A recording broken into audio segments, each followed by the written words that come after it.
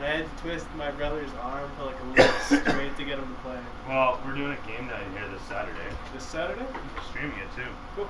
Cards Against Humanity. I might be going to Oliver, but I haven't decided because next weekend I have to go again for my nephew's birthday. For who?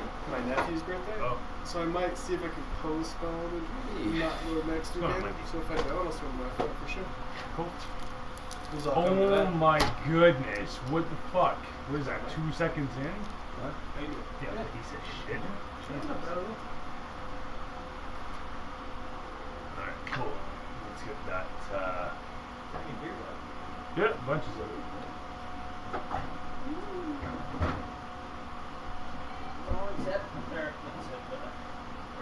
Sorry? Okay. Sure.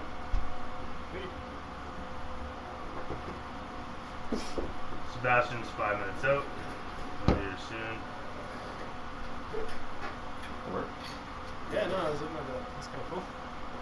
Just some magnet, or was it like Yeah, do they it's a send magnet. it I bought down? that at Princess Auto Safe Box. Yeah, they're dirt cheap. At the break, there was a little like a pin on the bottom with a cap on it that threads on. Right. I just broke that side, or I ground it off on the grinder. Yeah.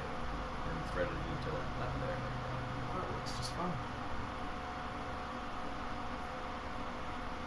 How does it stand on flat Flat surfaces? ground? Not bad. Not too bad. Depends. It's got a wand.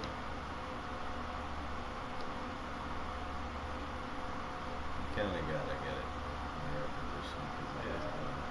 A little talk out of me. Yeah. It's way the fuck up there. Yeah. Right? No, that's cool. Man.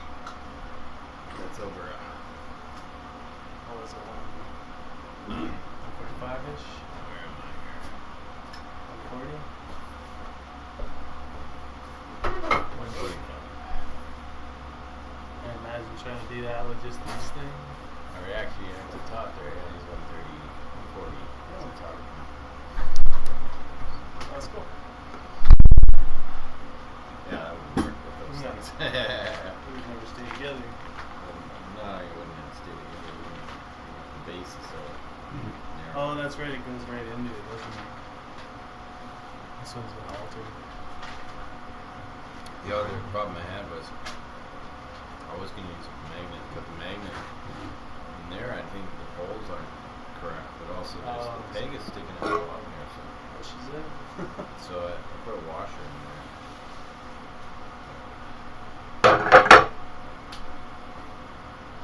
I was reading in the book there, the Eric Cocker, all the gray and the white ones, like the bland colored ones, are all female. So all they sell you is the females. Female ones, yeah. Because they're supposed to be quite colorful. I was gonna say, I thought they were supposed to be almost like rainbowish. Yeah, kind of. Different colors, right? Sort of carrots almost. Right, yeah, that's a good comparison, actually.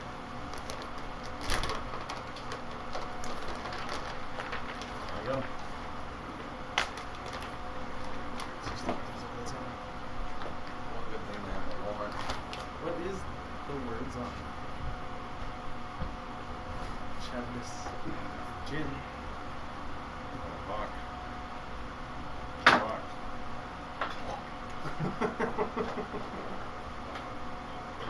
Have you seen their section at Walmart? It's like strictly just candies.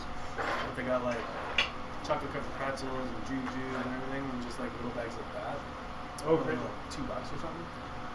Not It's a mixed beer? Well, there's like different sections, Oh, yeah. but like they have like shit tons of everything. I don't think they have wine down there though. That's where it's up at. Just that one section. Whoever's on sale, I mean. How about 2 bags? Oh shit. Couldn't understand. Missing a couple things here, aren't I? I want to see what they mean now. Let's see Barry what will they be mean. online in 3, 2, 1 here.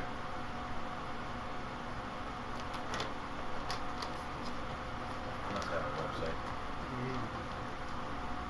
on Walmart.ca.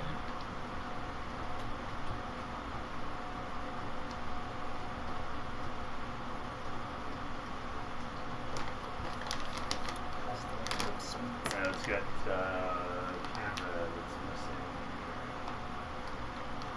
Which one's the earliest, finest?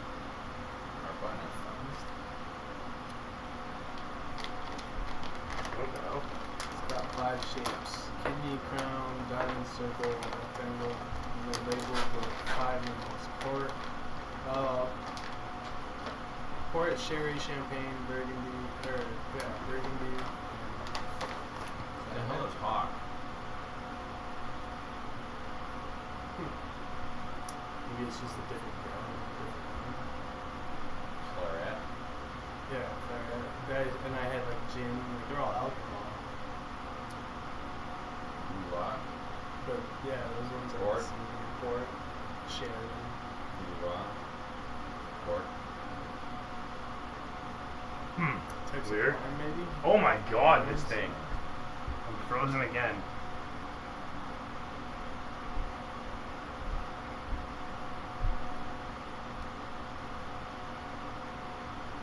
It's on.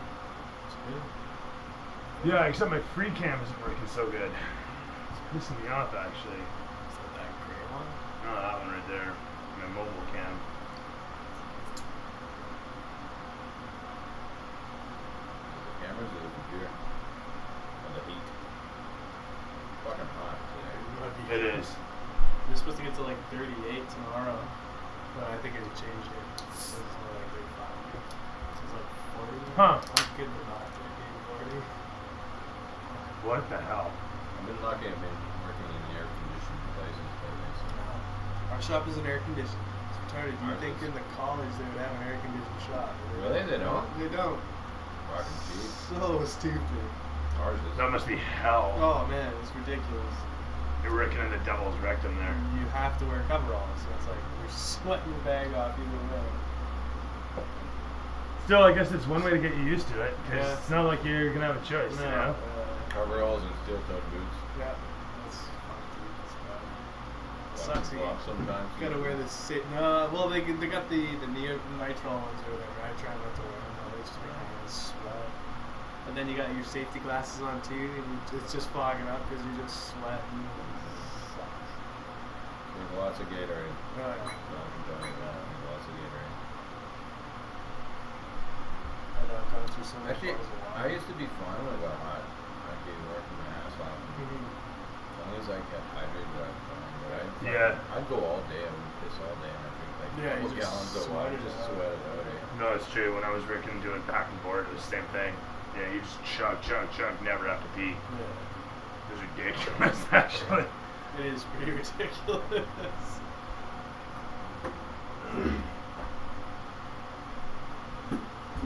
Assuming that was Sebastian that drove by a moment ago, so I'll be walking through in a second. Yeah, Right, photos. And photos of the map from last session.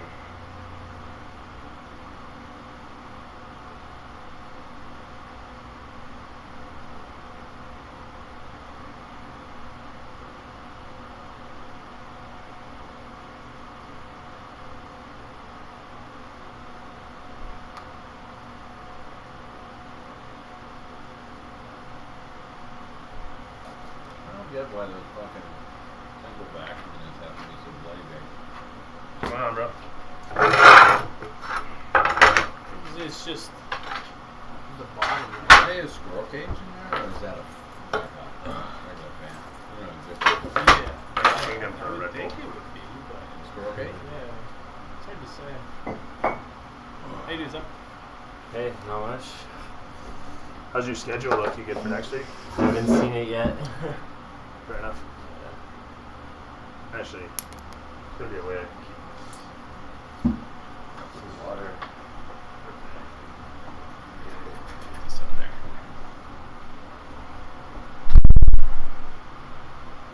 I also finally watched John Wick last night. That's wicked. The first one or second, Second one? one. No, very good. Yeah, I liked it. I watched It was good. Logan last night. Logan, what did you think of that? I liked it. Yeah. Yeah. You think So it's that's good? a little Fucking flick, eh? cheap tearjerker at the end At the there. end, yeah. It was good. I was hoping for more with the way everybody held it up on the pedestal. But it was good. I liked it. Yeah, I did find it was a little bit slow at points. Right? Yeah. Yeah, very slow. But I think it just kind of built. They built it. I like what they did with Xavier. Like, had him kind of like Yeah. demented and stuff. That was not bad. I liked that. The fact that he's going through Alzheimer's or whatever the hell and becomes dangerous because of it. The one scene that I thought was really good, and it seemed really genuine, was when they were in the farmhouse with the other family, and they started about how Xavier was the professor of the school and all that. Yeah. That was all. You like that, Ayers? Was that? Yeah. just Keep it wrapped while I'm doing this. Otherwise, it'll be sand really down good. there. Like his character's really doing the job. Point. That was a sad part too. Yeah, that's what I mean. It kind of had like depth to it. Right? That was good though. Oh, I didn't even use these. That's good. Yeah, it smells good. Okay, go for it. Should be alright. It has stars. Storms Hey, everywhere. poo! Don't worry, it's just that full like flower in there. Anthrax. What the hell? Anthrax, yeah. Rubber blood. Nerd.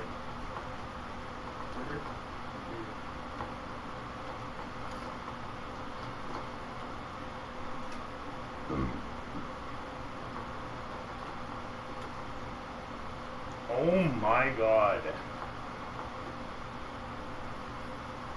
That worse. No. Works perfectly from what I see. Alright. Okay.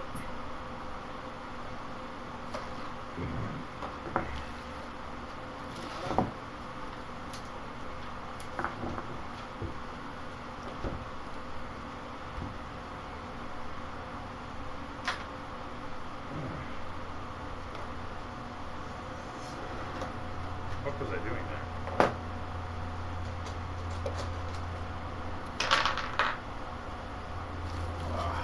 Okay.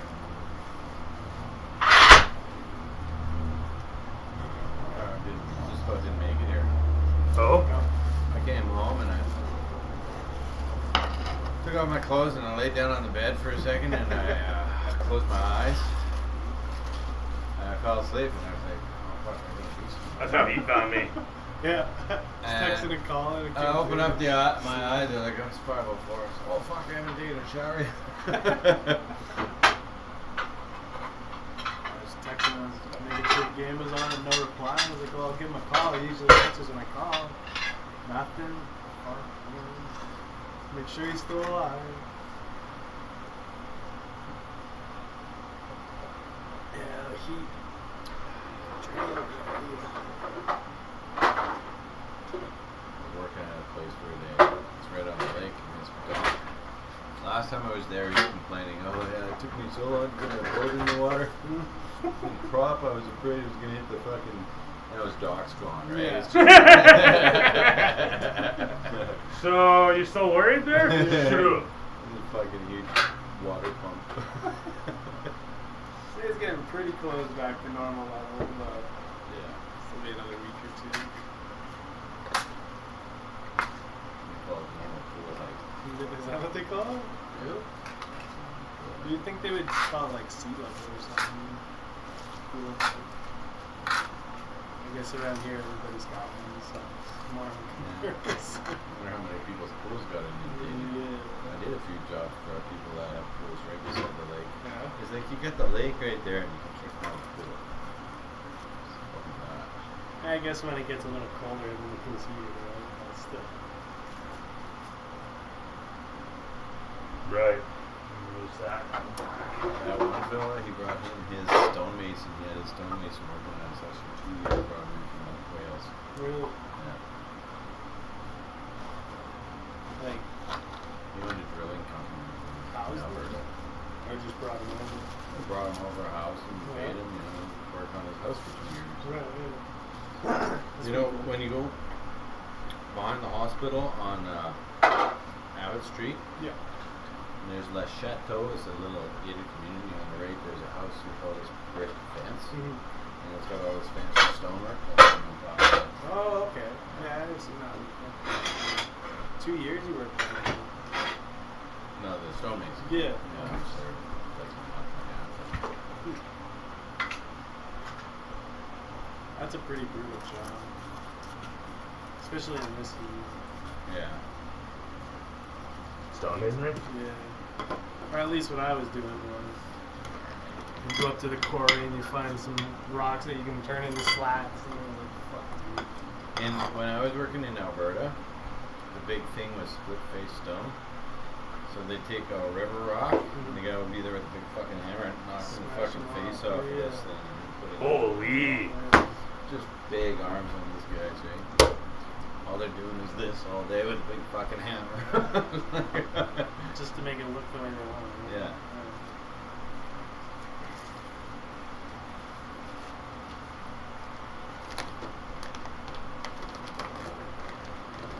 I'm thinking back in the day and when they were making churches and shit like that. Oh, That was all by hand. yeah.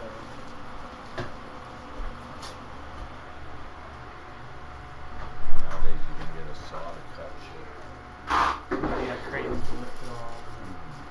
No, we had cranes. Oh, You ever seen the holy crane? stuff. They had like actual cranes? Yeah, a guy would walk in a big fucking wheel. Oh, no, I've never seen those on.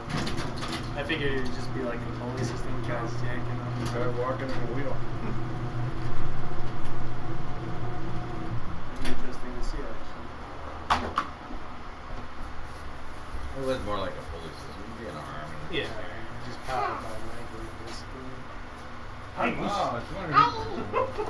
It's a monster.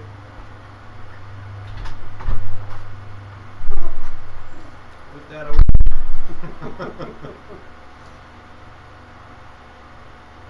Your son get a job? Just rolls his eyes.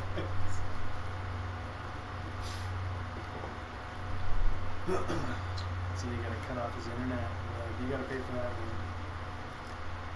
can't really though. It's household. I don't. You know, I don't even give the kid allowance, but they don't fucking do their chores half the time. More than half the time. Like I gotta ride and put him in We never had allowances growing up. But I mean, we didn't have much chores. My mom was like the typical stay-at-home mom. But then, like, when it came, I was 19, and she's like, "Hey, it's time for rent. Pay up." Well, that's what's gonna happen in my house. Yeah. You're gonna start charging your kids rent there? Maybe something. When they're out of high school, there's no excuse for it. No, exactly. I'm gonna sit around with their thumbs up their ass all day.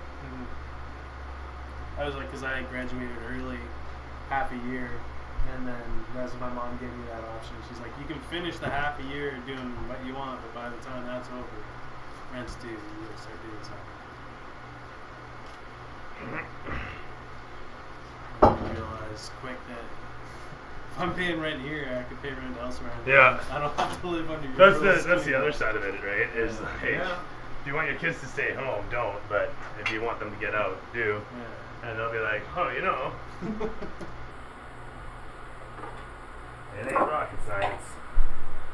And then when they move out, they're like, holy fuck, my parents are right, man. Yeah. Oh, by all means, man. I miss like cooked dinners and everything. That was nice to come home to. Now it's like I gotta get home. It's like, fuck, I don't want to cook. That's or one anything. thing my youngest one, he's taken to the cooking thing.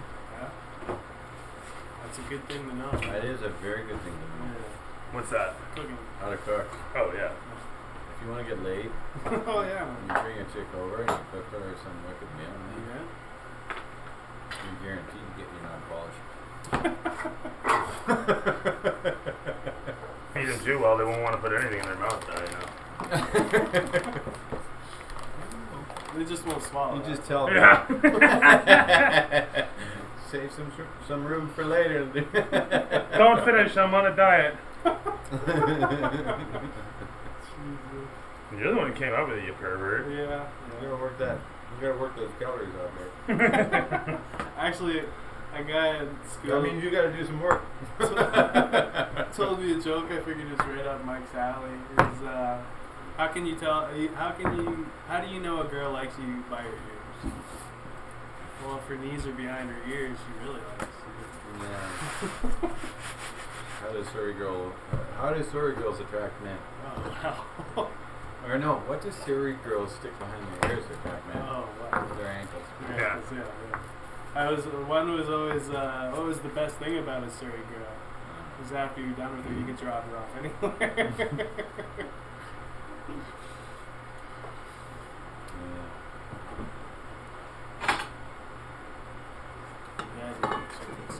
She was alright. I was driving through Surrey when I lived in Vancouver once. Coming home from the dog. There's this girl staggering all over the road. I pulled over and said, "Get in, I'll drive you home." I drove her home. She goes, "I live down there, but just pull over here." I said, "Why?" She goes, "Well, my boyfriend sees you pulling up." Yeah, she's walking all totally. Holy fuck, man. But you could tell she was just Oh, man. racked on some kind of weird drug. She's looking out for your safety. I was in a car. Keep driving. Wasn't even my car, so. No, there you go. Even better. In my roommate's car. Is it already? That's protein that's good for building lean muscle. That's right. Keep those women in shape. Jeez. That's just. Iron vitamin E. Good for the skin. That's what I've heard before too. Yeah. Rub that all over your face. Typical guys have all the arguments for a good dick sucking. Gets rid of zits, tightens the skin. I just got a laundry list right here. Let me just you just stay right there. I'm gonna read this up. Makes your tits firm, I hear. Why did you do it? Add shine to your hair. Just get over here. You don't even have to do anything. I'll do the work. You just stand still. No, hold still. Before you know it, shampoo, baby. Shampoo, fucking. You ever watch Something About Mary? Oh yeah. That was good. Oh, you got some hair gel. Schlicks her right Her hair's like this the whole fight. That movie when it came He out was was looking pretty at me. outrageous for its time. Zipping his nuts into the fucking fly. Is it a beans or the friend? Now it is. We got a bleeder here. But for his time, it was pretty controversial. Alright, so there's that. And last detail. Fuck, I hated it. Pack away all the shit. Friend's pregnant. When he pulls over at the car stop, the truck stop to fucking take a leak, his peeing in the cop. He lost all his. I was peeing, so was I. It's been a while since I've seen that one, actually. Oh, it's no wonder with so many freaking movies coming out. Yeah. Who the fuck has time anymore? To be honest, as of late, they've all kind of just been Blah? much. Yeah, no shit. They've most definitely run out of ideas. So many remakes. Your miniature. You had it, Yeah, yeah. I have mine. You have yours? Yeah. What were you using? I got paint and stuff. You Saying got that every week for the last couple of months. It's kind of What did I have for yours? That black bar. Bars. Okay. I like that one, Skissy. No. They look way better now. They like highlighted, like made the details. Oh, pronounced. buddy was cleaning up my fucking minis. That too. And those are cheap actually. You get 2 minis for $5. Five, right? yeah. And you know what you're getting. Yeah. So it's just some random. I like that. It's cool. I bought a Griffin the other day. He's got a bunch of Griffins. Those ones there.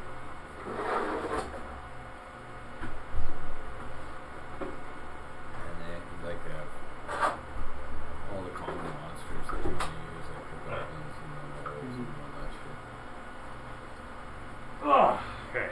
Bugbears. I think I'm just about done here. That looks pretty close from what I remember. Should have furnished it.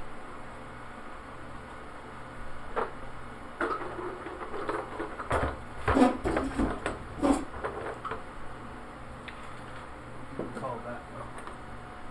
Mm-hmm. Well, your MC. Alright. I expect some rap in every game. Some good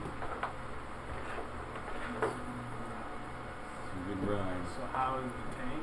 Was asked. Tank's up there. It's good. It's parked currently, some distance away.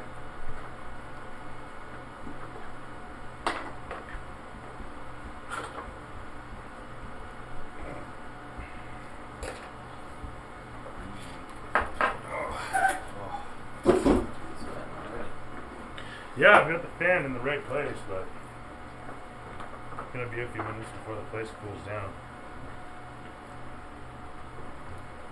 That's one thing we need.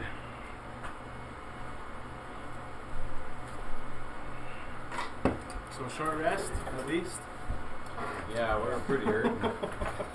Yeah, I down 2 or 3 times. Yeah, you went down a few times. Did I go down? I think I went down. I think you did once, yeah. And I used all my freaking spells. Yeah, I don't have many, but I used them all Or for did sure. I have? No, I think I had one spell left. Yeah, 1 second on the spell. Still left.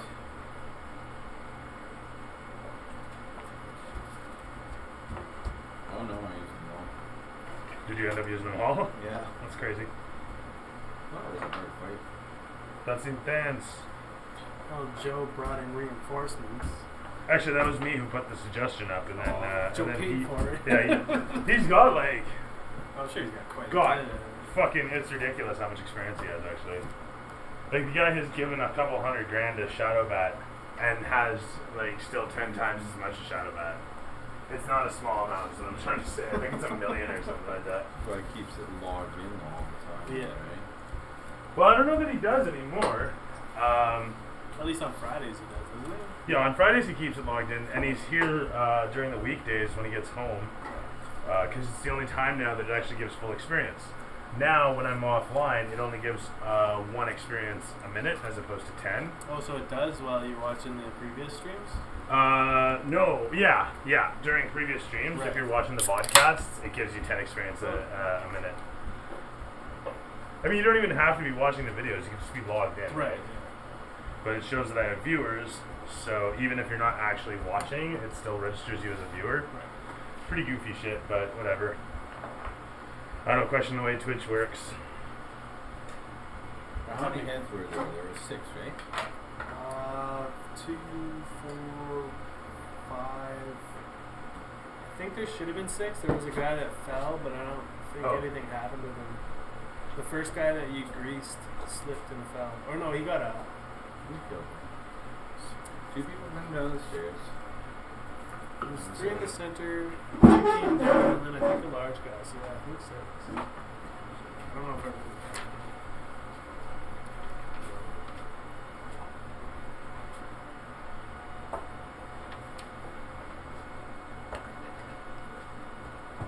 Holy manual dexterity much?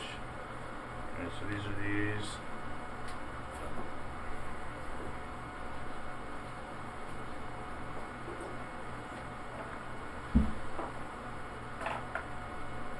Sorry, this is super critical, I know.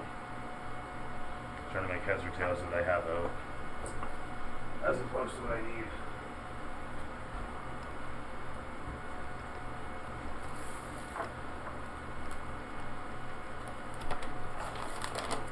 Okay, so I'll need those guys. These to the side. I don't need her. You can sort it to the side. I can put them away later. Yeah, I've got 8 hit points right now.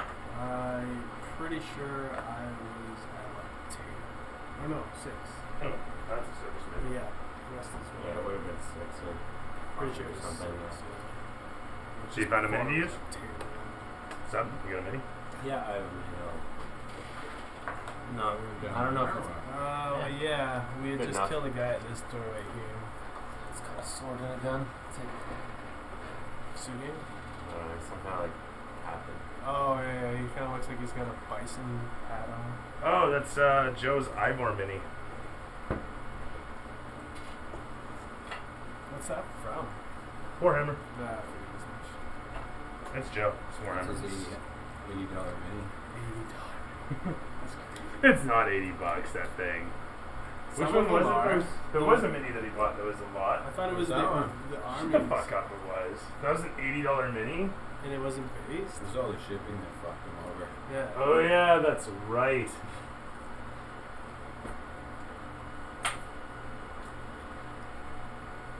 Part of me is like, maybe you should pick a different mini. Yeah. That's right, you're a professional poker player. I'm sure if you have an issue, you can afford it. Play online. I don't know about that. Yeah, I play online. Yeah, well, maybe not currently, but it's just a run of bad luck. Just run of bad luck. Yeah. As long as nobody's after you or trying to break your legs, I think it's okay. You're okay, yeah. Your melodic voice helps people sleep. A friend of mine's dad, when I was a kid, was a heavy poker player. Like you would play with heavy Illegally. cards? Illegally, and he would play with like monsters and shit like that. Yeah. He owed them a shitload of money and didn't pay them. He burned his fucking bakery. He had 3 bakeries, ended up with 2. That's crazy. Eventually ended up with 1. Play Texas Hold'em. We play 5 card. Just leave it like that. Fun is mostly Texas Hold'em though is the easier one. The guy went from an extreme heavy alcoholic and gambler to being an extreme heavy religious person. I wonder what changed him. And his wife was working, like, I don't know how many hours as a nurse just to pay for the freaking mortgage. They never had any money or anything. That's how I feel sometimes. But drinking and gambling probably don't make very good. You make what kind of stupid mistakes when you're under your belt, right? Any words of wisdom regarding that? Just don't do it? Drinking and gambling? Yeah. Couple can be alright. Yeah, get you going, but you gotta know when to stop, kind of. Yeah.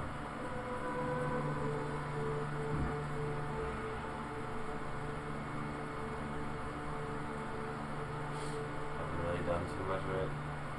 Drinking and gambling together, that is. It's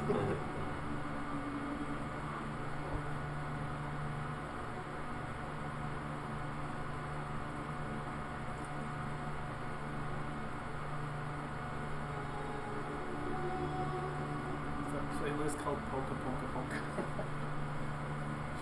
It's my favorite. Polka polka all the time.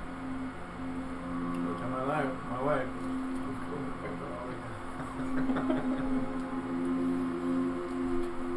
Alright. And, oh shit, I just realized one of my mics is not going currently.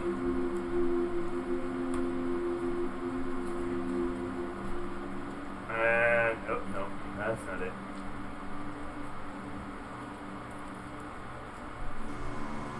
And there we are. Oh, or not.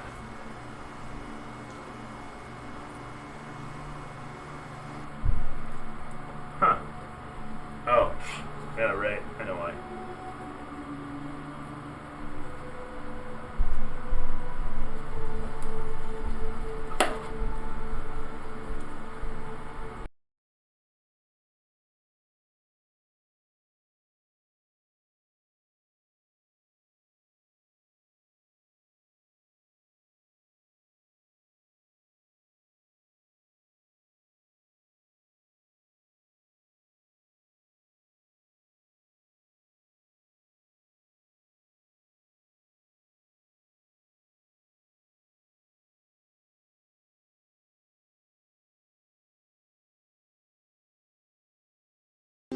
Okay. And there we go.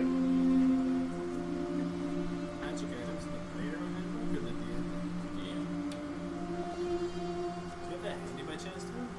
The what now? The DM guide? I just want to scan over match guide.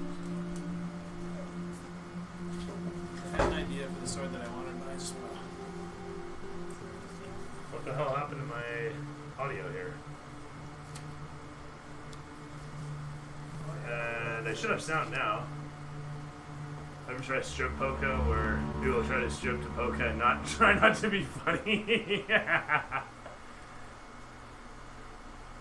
That'd be pretty badass, actually. And where the hell? What's going on with this mic then? Sorry, bear with me, guys. I'm trying to figure out what the fuck's going on with one of these.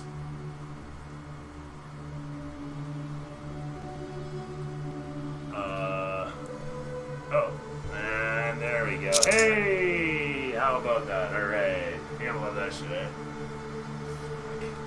Okay, so boom, boom, and music, and double check that.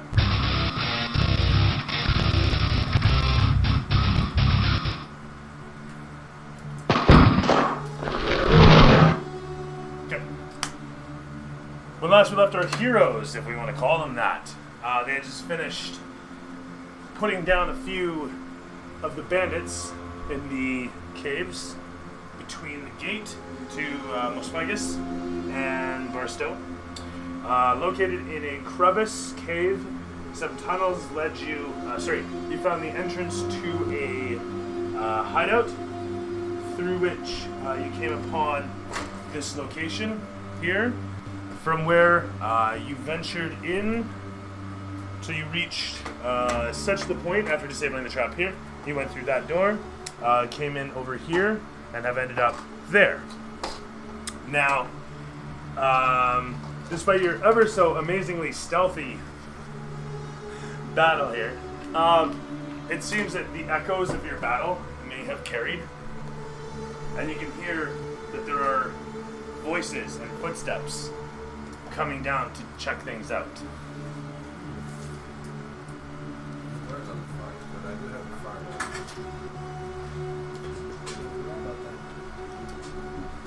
So,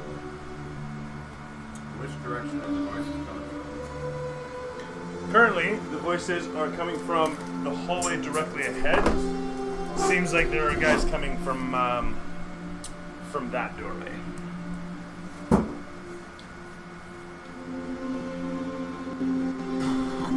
Stand fight or run the fucking way?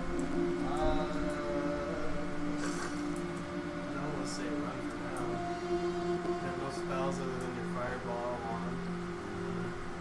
No means of healing, I don't believe anymore. I want to throw some hit die. At least. Oh, never mind. Unfroze itself. Good. Are we gonna try and chop these guys' heads off before we go, or just get the fuck out? How long would it take us to dismember 6 heads? All you do, you hold the shoulders up, and I'll take my longsword. It would take you a few minutes, probably, to capably dismember some heads, bag them, I and have 2 whatnot. swords though, right? Like I'm dual wielding. That's like half the You got time. The problem isn't so much your ability, it's everyone else's in holding the bodies for this whirling fucking Ginsu man. Drag him to the couch.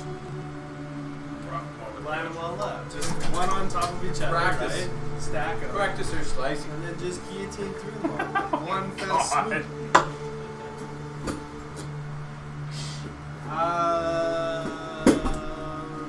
How far off did I sound? A few, quite the distance. Like, it's echoing down the hallway quite faintly. You're not seeing the evidence of it. You're just seeing. Oh, Be ahead and be gone. Still gotta climb the rope. Alright. Be shooting I at forgot us. about the rope. insightfully, you look around. You realize a time when this happened to you and your brother. That time, yeah, you had a little more time to work with, but all you did was hide the bodies, and the guards just checked things out and walked off. There That's was fair that. enough as well. There's lots of stuff around here that we could easily hide. There's crates of materials and drugs and all that, right?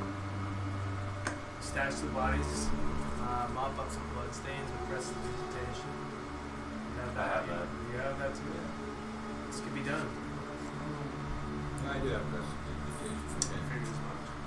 I have mending, so if there's anything broken, it needs to be mended. Yeah, because I think you burned a bit of stuff into the scorching. carpet. Okay, I will begin stashing bodies in crates. Okay. While you guys do that.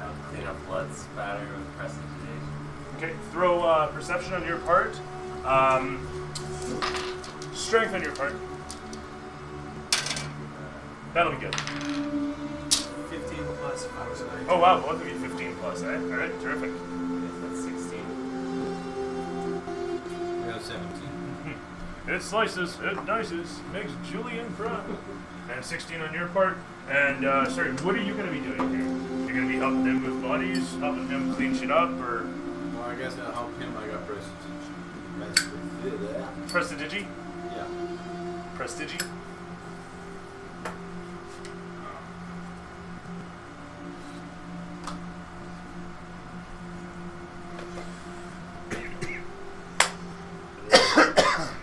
The two of you set to work, or sorry, the three of you set to work. Quick as a wink, you're picking up bodies, dropping them in behind different crates, or into crates, letting them up, one after the next. The bodies disappear from view. You guys run around, all over the place. Cleaning up the place as fast as possible. It's like a Mary Poppins moment. By the time you're finished, you just want a spoonful of sugar. God knows I could use one. And so, along the way, as you're throwing bodies around, you drop one behind some boxes, and all of you hear a sort of hiss that suddenly emanates from the box as it rattles back and forth. And you're looking at the boxes, it's just that. Whoa! Sounds natural, not mechanical. It's locked, yeah. It's sealed. It's got holes in the corners, but otherwise the box is completely sealed. Keep that in mind. I won't toy with the box, I'll just continue stowing bodies. Not in that one. Okay. You guys can hear footsteps coming, and you're down to the last two bodies. As you're dragging them across, you can hear them easily just up the way. I'll be right back. I'm going to grab my seats.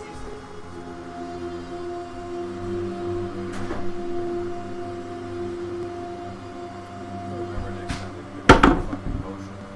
Yeah, I was thinking the same. Got the money for it.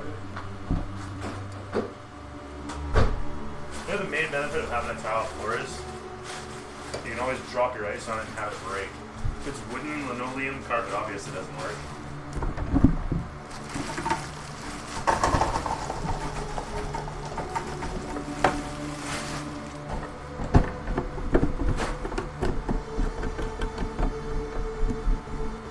There we are.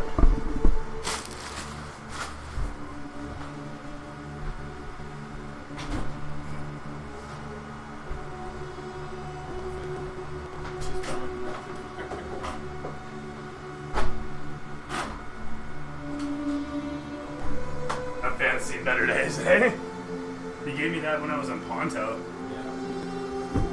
How long have you been here now? That must have been like 4 years ago. Ariana was a year old. Just turned 4, so 3-4 years-ish. Would make sense. So, I've had that thing for about 4 years. Anyway. So, with 2 bodies left, you're quickly making the best of the situation. You guys are done with all the bloodstains, actually, save for the ones that he's leaving behind as he's hefting the bodies off. The one fellow that you pick up, he kind of squirts out his neck as you pick him up, and you're like, whoa! The fucking stream just shoots out and across. And you're looking at it, and you're kind of like, can I? And you try to prestidigitation it in midair. It doesn't happen, unfortunately. It's not a mess yet. But to save time, I will lump myself in the crate with the last body. okay. Actually, all I was gonna say is roll stealth, and you guys finish off the last bit as well with stealth. 16. Seems like everyone's gonna do well there today. 14. Terrific. As the last bodies get tucked away, you guys duck out of sight through the back door. Or do you hide? Do you hide in the room, or do you guys leave the room? So we just stay here. If we go out, it's all dark. Is there a room behind those couches? There's room. There's room all over the place. The place is a bit of a warehouse, so there's room all over the place. Okay, I'm gonna hide here. Okay. So with your stealth rolls, you guys sequester yourselves away, disappearing from sight. As you guys are situated in the dark there, staring out across at the doorway, the flickering torchlight that ignites in the hallway just beyond the door signals with a pair of shadows the arrival of the two guards, who walk in. The one of them carrying a rather robust-looking firearm. It's a rifle of some sort. It's got a cylinder of clear glass with a fireball situated in the center of it, a maelstrom of flame roiling about. And as he sits there, he's like, I wonder if something's happened to them. Shouldn't they be working? And the other one says, they might just have headed up towards the top side, dealing with some of the shipments that are coming through. They're doing about an hour, so maybe they're preparing. And the fellow says, I wonder what the noise was. And he starts looking around, and you can tell he's just eager to use whatever the fuck that chromed barrel thing he has in his hands is. Wandering about for a little bit, he's got a suspicious eye scanning the area. And then he suddenly sees something that catches his attention. And with a 17 plus bonus, he goes over and he says, hey, check this out. And he gives this one box a swift boot, and suddenly the hissing emanates and echoes all around the chamber. And the one fellow says, don't! If those things get out, you'll be real sorry. They're not here. They must be up top. Let's go. And the two of them head out of the chamber and up the stairs. Those stairs? They actually head out this way. So, that said, a moment later, you're left alone in the warehouse. Stairs to the one side, doorway to the other, through which the guards have just left. The doorway at the back of the chamber that you came through is leading back into here. At this point, you can set to work chopping off heads if you want. Oh, sorry, just before they're leaving, they say, the boss fella, you know, he's gonna be leaving with the next shipment. And he says, right, any particular reason? He says, the other one says to the first, yeah, story of bounty hunters. They figure they're gonna be making a raid on the place. So we're gonna get on that shit. Well, shall we waste the time with these heads, or shall we go for the big one? I want to go for the big one, but we all need, like, we got spent on a few other guys, right? Yeah. And the big one's going to be surrounded by a lot more. I'm not so hurting for cash that I need these 6. I'd say we probably go for the bigger fish.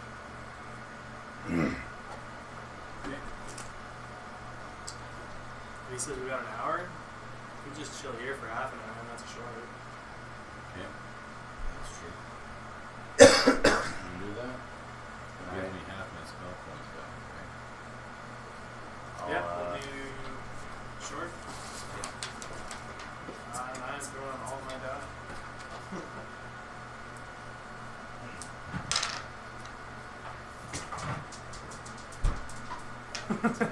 Get away from you. Did you want a beer? Who's that? Yes, please. 6, 31. Oh, almost 4.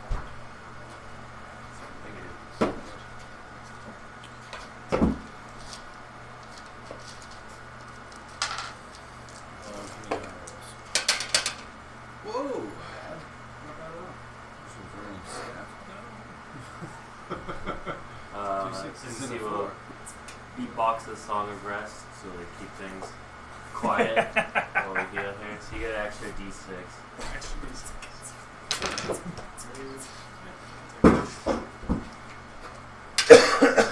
Your compatriots hate it up a cappella. It actually hurts them. it actually hurts. 56 damage. I read the funniest shit on Facebook. I'm subscribed to the D&D Facebook group, and I read the funniest shit this one DM posted. He's like, I got one player who's a dwarf that he took all grappling. So he's got all the grappling feats, and we're playing Storm of Thunder Mountain or whatever the fuck, and he keeps ruining all my encounters. And I gave him a belt that enlarges him, so he just keeps grappling all the giants. Oh man.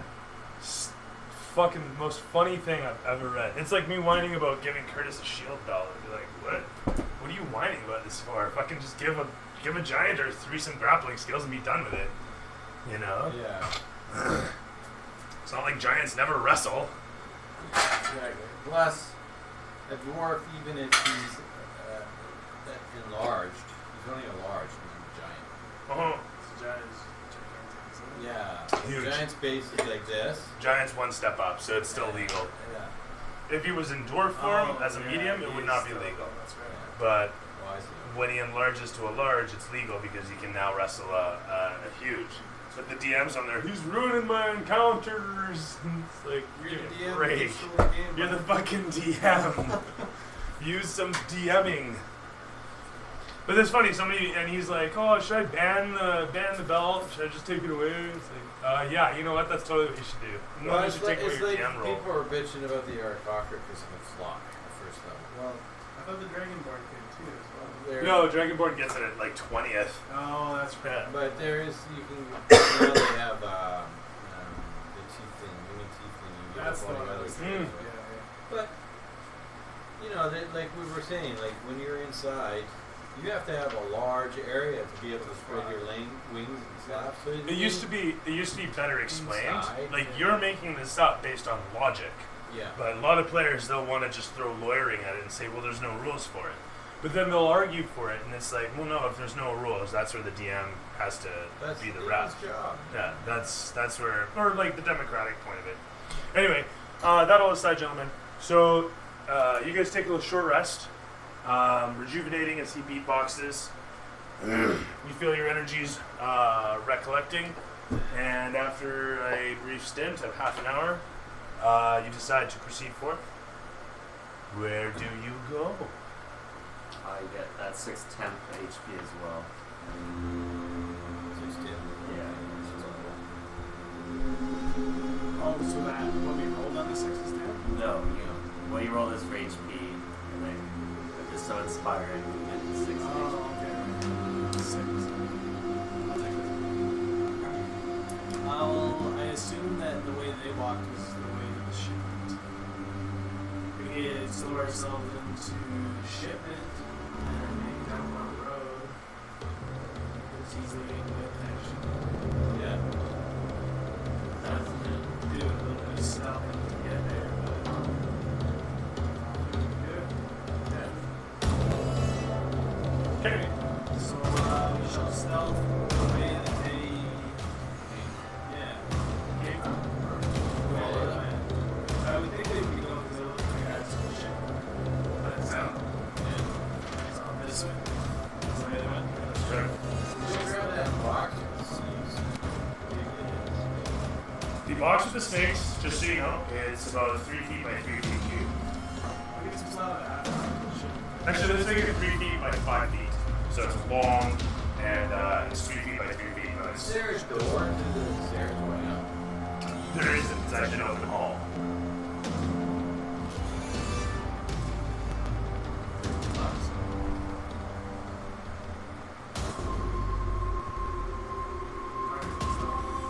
Yeah, it's an arm itself box.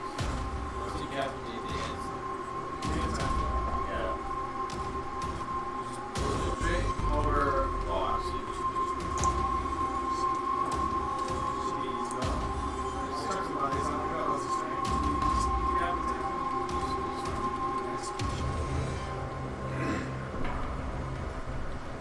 So we shall dislodge 6 heads and then stomp the ship. Okay. 6 heads. I mean heads. They're about bowling ball size. Not bowling ball heavy, but bowling ball size. Is you know? 2 apiece. So it's about Okay. Do you have bags for this? Actually, you know what? You're aware of some fun. There are bags around. How do they hurry together? Do you want to go to the damage?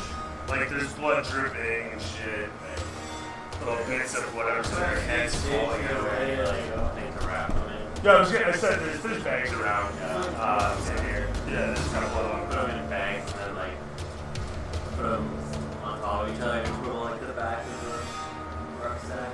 Yeah, pretty much. You're saying through a wall that is in? No, Or like two. Okay, yeah, that's what Like you're just saying. like strap them down. I'm done with that. It's kind of ugly, but like they're still dripping. They're fresh. They got funny expressions on them. It's fucking creepy, you know. It's so they, I've dealt with creeps. all right. So you strap up some heads. I remember your brother. He's a little creepy, a little disfigured. You guys strap up some heads and head through the doorway. It twists and turns a little bit, and you find yourself back in this area, right here. Coming through a door nestled under an overhang of stone. With that said, you can hear the footsteps. Actually, no, you can't because you waited around a half hour, so you don't hear shit. You hear naught but the clear and heavy sound of silence. Go check if my what's In the darkness, yes it is. okay. You see anything else down there, like stairs or doorways or anything? You see the figment of your ebbing youth. I have dark vision. Yeah, you see it clearly. So there's no passage. No, so basically, coming along here, you peer over to the left, and with your dark vision, you do actually see that there is a. Actually, you know what? I'm gonna put. It is low light. Right? It's low light. Yeah. So even better, really. Could there be a little bit? That's fine, even better. Is there Yeah, there is. Dark vision, you can see in absolute darkness. And low light, you see a little bit of light. So as I was saying, coming along, you don't see anything at first. With your low light, you manage to see a little bit of a glow, quite clearly, of light emanating from underneath a closed door.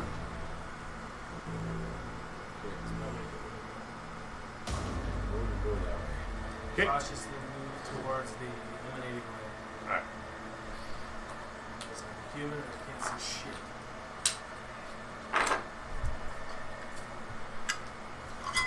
Say, walk this way.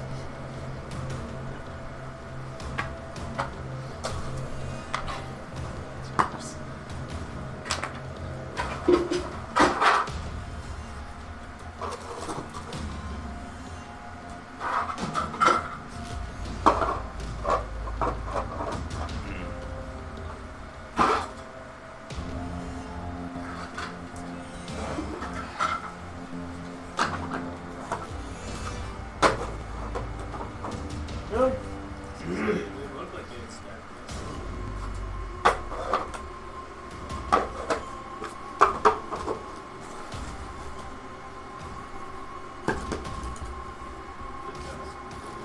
You can see little cracks.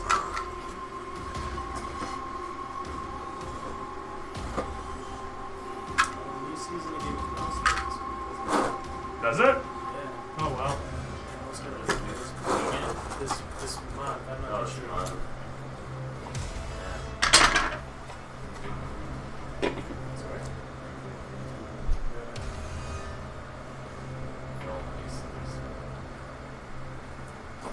But Yeah. it's tarnished. Quality. I usually wait for the Blu-ray release just for the quality. I always buy it. Yeah.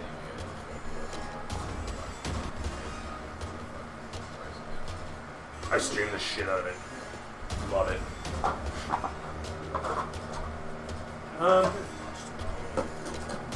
Watched it once by myself, once with my ex, and then once with my mom.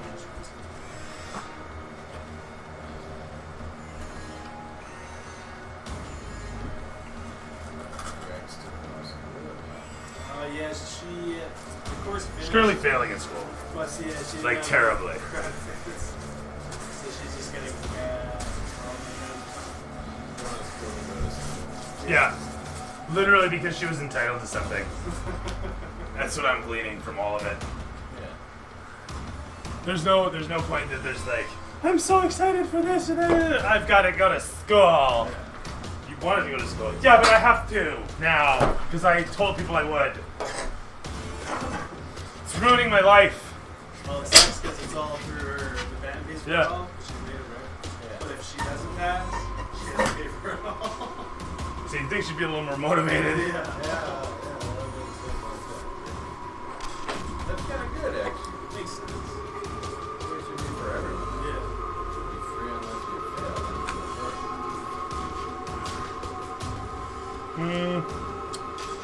So people can be stupid and dead. That's a quotable right there, eh? Yeah. Stupid people don't take on things they know they can't complete. Don't they? Is that your wife? Mikey Cohen? Huh? Mikey Cohen? Is that right? Yeah. She's just making sure he's not out getting nookie from Curtis. She went away for a week there. She was, no, you don't be screwing around with some girls there. I said, what about guys? Yes. I can't remember what she said. It was fucking, it was priceless. I never Especially now, guys. I didn't expect a response like that. No, that'll be good. All right. Oh. What?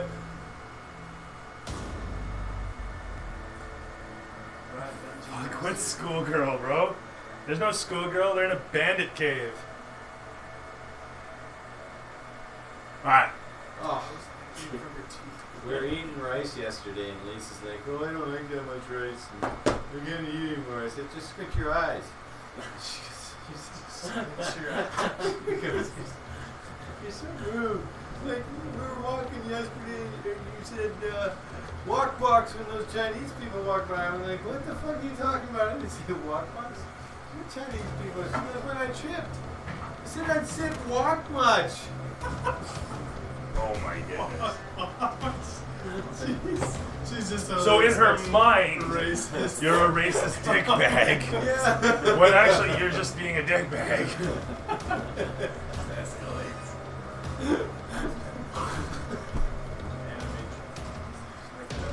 Yeah, no, sorry, there was no school or schoolgirls.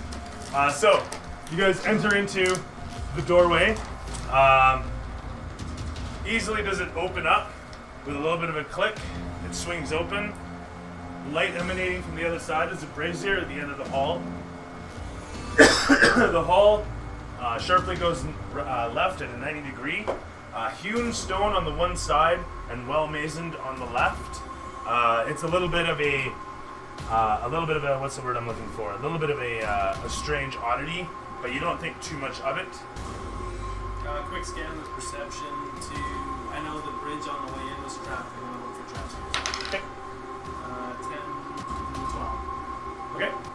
With a 12, you do notice that there is something about the left wall, being as well masoned as it is.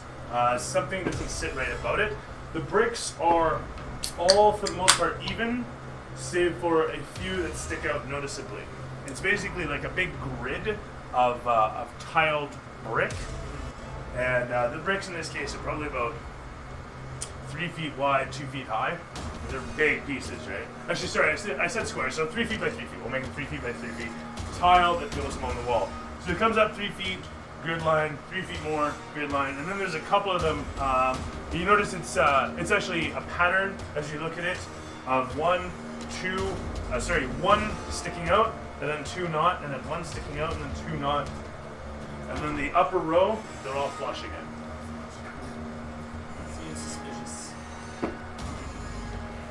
What did you say the tile on the floor? There was something odd about it. Tile on the floor is fine, but along this hall, this well-masoned wall, okay, the tile of that wall, the bricks are 3 foot square, okay, and you have The bottom row of them, which is all flush, the middle row, where every third tile is sticking out about a quarter inch, and then the upper row is flush again. So the room's about, I guess, 12 feet at that. Or no, sorry, that would be 9 feet. So 10 feet, give or take. And avoid those ones that are sticking out. So duck under them and Okay, now this was a 12 you rolled, and you were examining and you saw the wall. And you're gonna duck under the wall piles? I'm gonna inspect as well. Yeah, I'm gonna point out. What am I doing? Investigation? Yes, please. 22. Okay, 22, your attention goes from the wall quickly down to the floor, where you notice that there are, in fact, splits in the tile of the floor that fall in line with each of the extended wall pieces. Would you roll? That's 20. Okay. With your 20, you also note that there is a slight gap at one corner of each of the tiles that you would assume to be used to interact with the tile in some fashion, the brick itself in some fashion. What you also notice is that because of this slight gap, those bricks are in fact tiles that are suspended in front of a hole in the wall. So you've noticed that there are pressure plates in the floor, and you notice that there are corners notched on each of the wall pieces that are extended slightly. So we're in a desert area. Is there sand on the floor? Is there sand on the floor? Yeah, there's dirt and whatnot on the wall, and you can easily just go like this, and a bunch of the sandstone will crumble. So, But is there is there track marks Yeah. in the floor from Oh, where other people have walked? Can I see the pattern of where they would have stepped? With your perception, given you were looking at the floor, yeah, sure, of course, I'll allow that. You can absolutely see their footprints that are actually just leading in a line along the floor.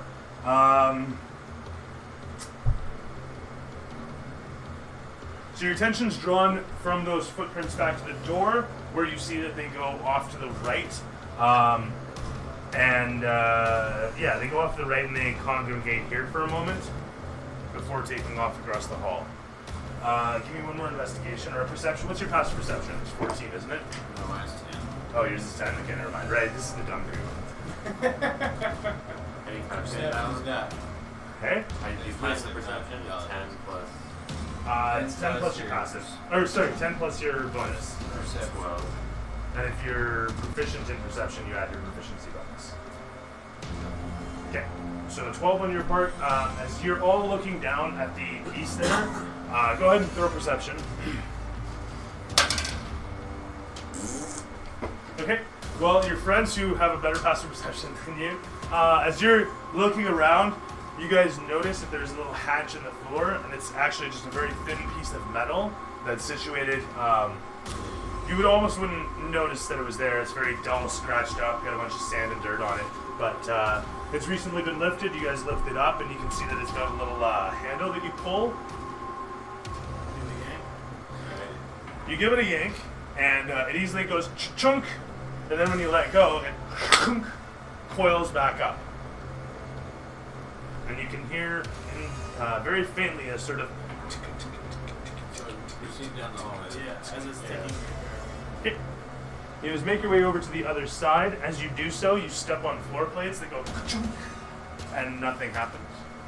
You proceed to the other side, and as you look down to the left, the torchlight casts your shadows along to the point where they reach. Oop, no, that's not good.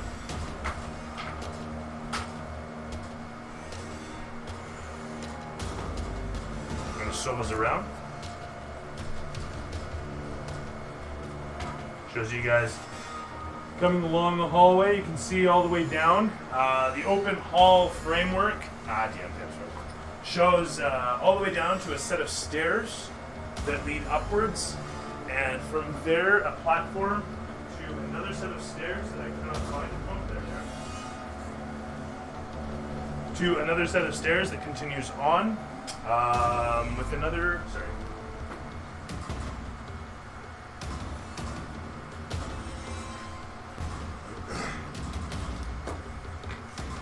another brazier lighting the way.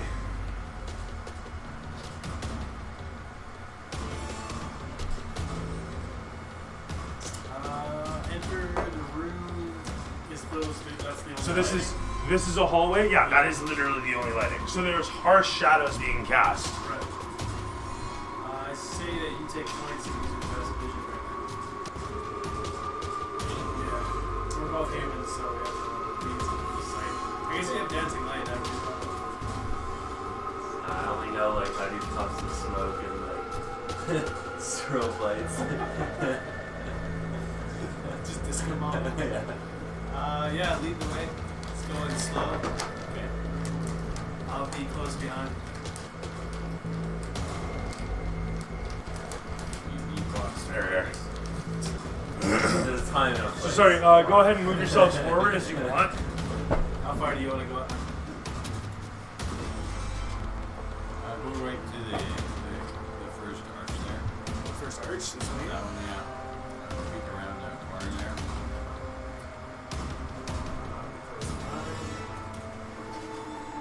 Sticking close to you. Yeah, right? right. Yeah, You may. Alright. 15. 15? 21. 9? Alright, we'll go with the 9 since you're all in group. When we do that, we go with the lowest stealth.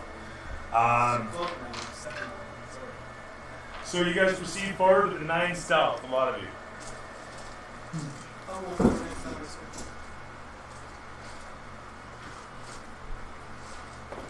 We're really quiet. The thing all of a sudden bumps into us. Quite literally. You. At which point, you hiss at him as your face almost goes into the brazier. Look back at him. Motherfucker. You end up elbowing him out of reaction, and you're like, motherfucker! And then you look back at him. Keep on moving back. The lot of you come upon the door. Peering forward, you can see that the stairs lead upwards, and you can hear hushed voices coming from behind a door situated in the framework just yonder.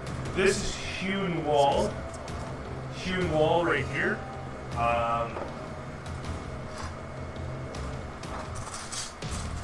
And do that in an effort to kind of illustrate that.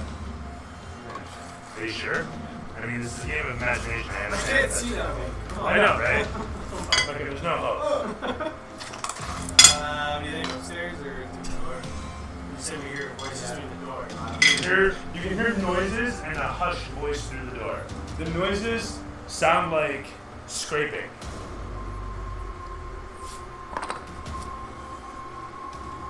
I think if we proceed on in this right vision curve, whoever's in here, whatever's the same. Let's take a quick peek at where that's the situation. So we're gonna stealth to the door and try and listen a little better. Yeah. Okay. A little better. So there you go, 14 plus 3, 17. 19. So from beyond the doorway, you hear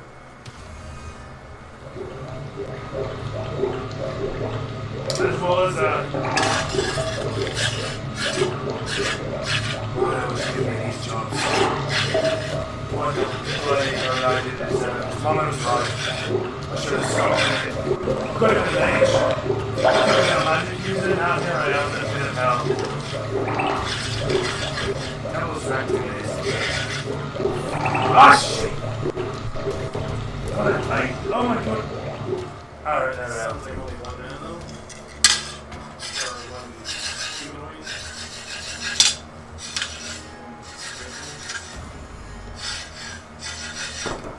Another head. Silence that infernal screaming. What do you think? Barge in? Yeah, barge in. Get the head magi or anything like that? That's way up there, though. He's making quite a noise. Let's partially open the door and take a peek in. Yeah. What's he scrubbing?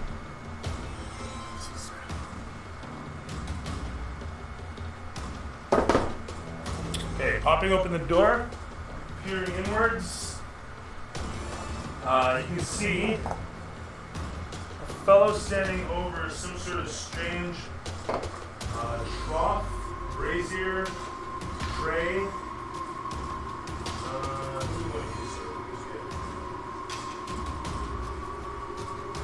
This side, okay.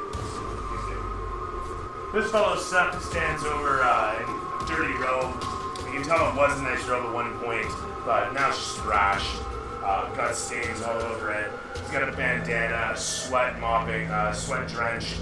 And the thing he's standing over, he's got this big like a snow shovel, with a very narrow head, nice scraper almost, and he's just scraping the tray. And over to the right of him, there's a vat that's just letting off a bunch of steam, just slowly puffing and chuffing as it seems to be cooling off.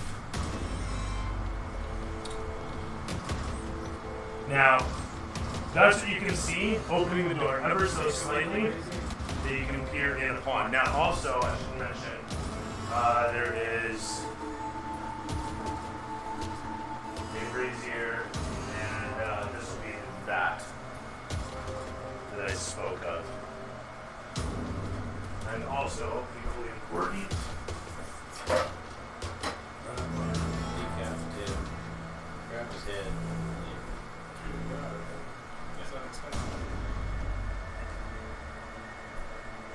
Let's do it quick in the last second because I don't think the shadow. so as he's doing this, he's got a shitty perception actually. You're better at stuff, aren't you? Anyway, he turns around and he grabs something off of a table over to the right. What's your MC? What's your stuff? We got 4. Alright, this is the best. Use one of the heads as a silencer. Through the eyeball. Let's go down, Colin.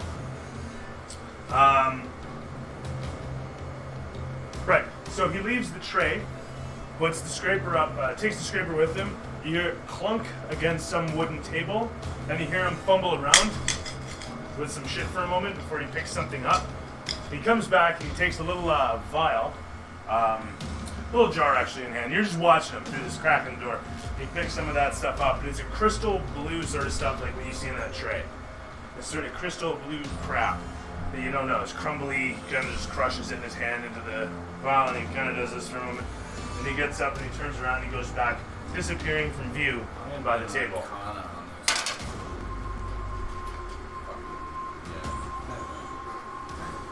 The most you can tell it that's whatever it is was cooked off. Whatever it was cooked down to what it is. Well, they make him crack. I was gonna say, it's like the blue man. Is he dressed in yellow and like possibly wearing like a fedora? You hear off to the side, yeah, magic, bitch! Heisenberg! In any event, you hear the fella say, alright, give me your piece. Also, there's something else. Yeah, a moment later, you hear, and then as the guy puts something down on the table, as someone puts something down on the table, He's unarmed now. Those are trans. It's all charging. you guys are whispering this back and forth, like the three of you stacked one on top of the next. You guys are like, we should do it now!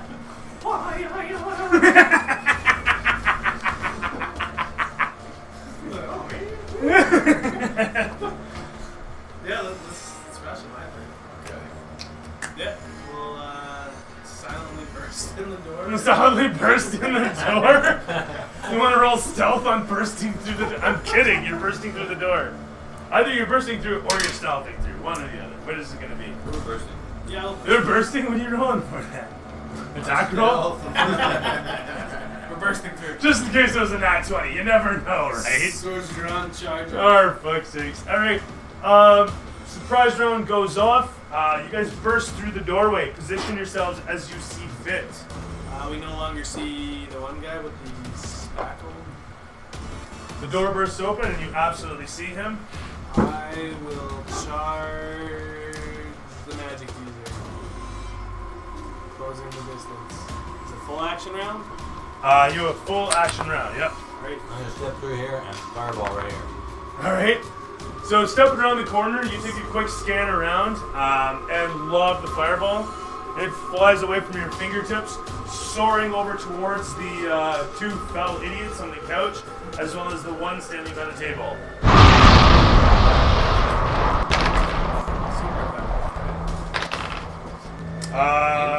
One fails, the other rolls a 17 and a 19. Give me some damage. What's your DC actually? That guy might have made it too. Half is 14. Oh, seriously? Fucking A. Alright, all my guys made their saves.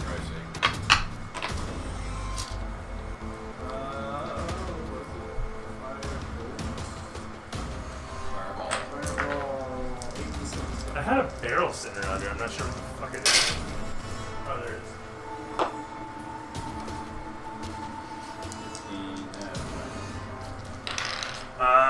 So I'm gonna roll a save for the barrel. Oh, it makes it too with a 14. Alright, cool. 28. So the barrel doesn't arbitrarily explode, killing everybody in the area. Oh, I almost forgot this detail.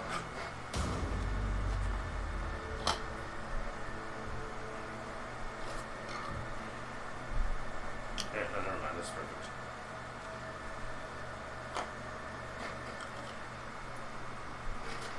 Alright. So fireball goes off over here. Heat stress hits that barrel. It does not go off from the fireball. How much damage was it? 28. 28. 28. What color is the barrel? So I'm taking half of. Does it have like a circle and like a flame? Explosive. Well, this is like GoldenEye engine, so everything's explosive. Chairs, tables, barrels of gas. It's all the same. It's all the same. I love that. I did too, but it always ticked me off when you'd shoot a chair. And then dun, dun, dun, as you fall over. 28 damage, so 14 apiece. They all made their saves. The one guy had a 12 was the lowest, otherwise a 17 and a 19. Disadvantage because it's surprise. I could. Totally I flat. could. But I'm not laying going on to. the couch there. How are they fucking dodging? They just rolled back. As soon as you came around the corner, the two of them do this. Woo! And they flip the whole couch. They literally, both of them, look at each other as the fireball's coming in, feet down against the ground, tilt the couch backwards. The couch lands on its back. So do they. So they're prone. That's their save. This guy tries to go prone, tries to dodge out of the way, ends up getting hit with the worst of it, gets thrown. Prone over on the other side of the wizard guy, who's looking at this as a whole bunch of shit flies up in his face. He's gonna roll a save on that actually. With the 19s, he brings up his robe. Looks like he's had some experience with flying fluids. As he brings his robe over, I lunge my two swords through it, so he's blinded. Okay. And 23 to hit, and I don't think Hits. 13 will hit. 13 will just miss. He's a 14. So I hit him with one of the swords. Okay. As you slash upon him, cutting a 12 damage. sorry, 12. 12.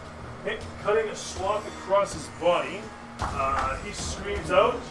And I'll take a shot at him at the same time that's happening. Okay. It's a 16 to hit. 16 will smoke him. Oh, that's in one of the new books. That's what is that? Which one? Yeah. 16 damage. 16 damage with your gun. Yep. Okay, it explodes and he screams out in pain. 16 damage on. Sorry, the red wizard dude. Yeah, right. Yeah, so that's it right here. Maybe get a cantrip. Excellence. With that, initiative all around.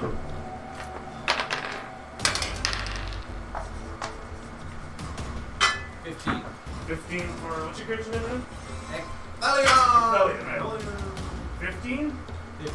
15 for Valiant.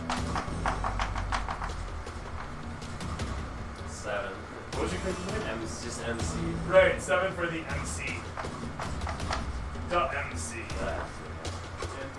For foul. You still haven't come up with You want to reveal it to the party members. No, that is his name. That's a stage name. Yeah, it's my station. That is my identity. And We're rolling with the AMC. When I became the MC, I left the other person behind. What are you bribing me for? Use the injection system. What are you doing? Yeah. Later on. Yeah, I remember that. Alright. So even though this particular barrel did not explode, even though this barrel didn't explode, there were a bunch of canopic jars with some ether fluids. And these particular ether fluids are such sealed under pressure that they're actually like liquid arcanum. In any event, being that they're canopic jars, they unfortunately break very easily.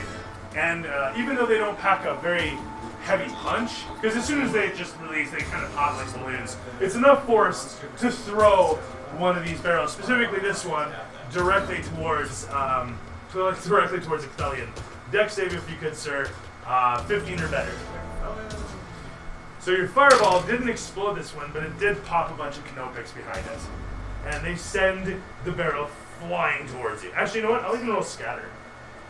I had 9. Oh wow, it's actually pointed right the fuck at you. I am not kidding.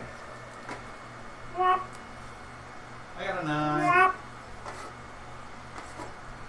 What am I getting sprayed with? You're getting hit with this.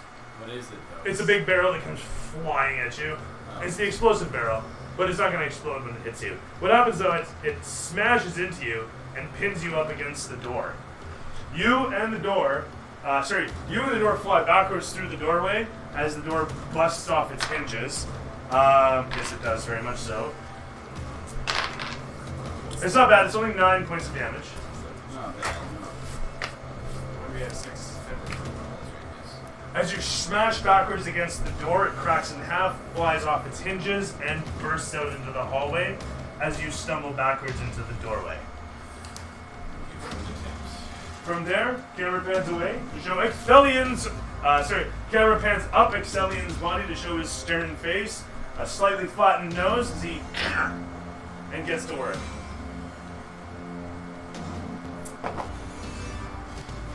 Okay. I'll stand up and lob another fireball in right above these guys. Over the barrel. And then I'm going to can I kick the barrel? Is it barrel in that situation? I'm going to kick the barrel and roll it across the room towards them. And then throw the fireball. So you want to kick the barrel? Roll the barrel that way. Okay. And then whip another fireball? Yeah, once it's over by the couch. Alright, it'll get a save. It's got a pretty good save. Barrel? Well, it's meant to hold explosive fluids. It can't just be going off every time someone's slinging some mojo. Fair enough. So I'm going to roll that over there. Alright, throw me strength just real quick. Fuck. Oh no, did you? 2 plus 2, 4. Okay, so it's not a crit fail. You don't end up falling on your face, but basically you're like, yeah, and you start to roll it slowly as the fluids inside are rocking back and forth, and you're trying to fight all that kinetic energy. And you slowly start to get it rolling, and you get it rolling, but you're gonna have to use a full action to get it going. Is it a full action to use a wand or a... It is a full action to use wand. I'll let you use your movement on it. moving that thing? Yep, it'll count as your move equivalent. Okay. That's what I will do. Alright? Get it rolling. So I'm probably You'll also have to move halfway in the into the distance. room, yeah. Or actually, you gotta move 10 feet out towards it. It'll roll the rest of the way on its own. Right there. Yeah, and you get enough momentum into it that it starts to just careen on its way. Okay, and then fireball. All right here. As you come, Corner. yeah! The coalition of orange flame streams out of the tip of the wand in slow motion for a brief second, bubbling out from the end of the wand before hurtling away, slamming into the once again. It rolls another save. Plus 4 is going to be 15 once again.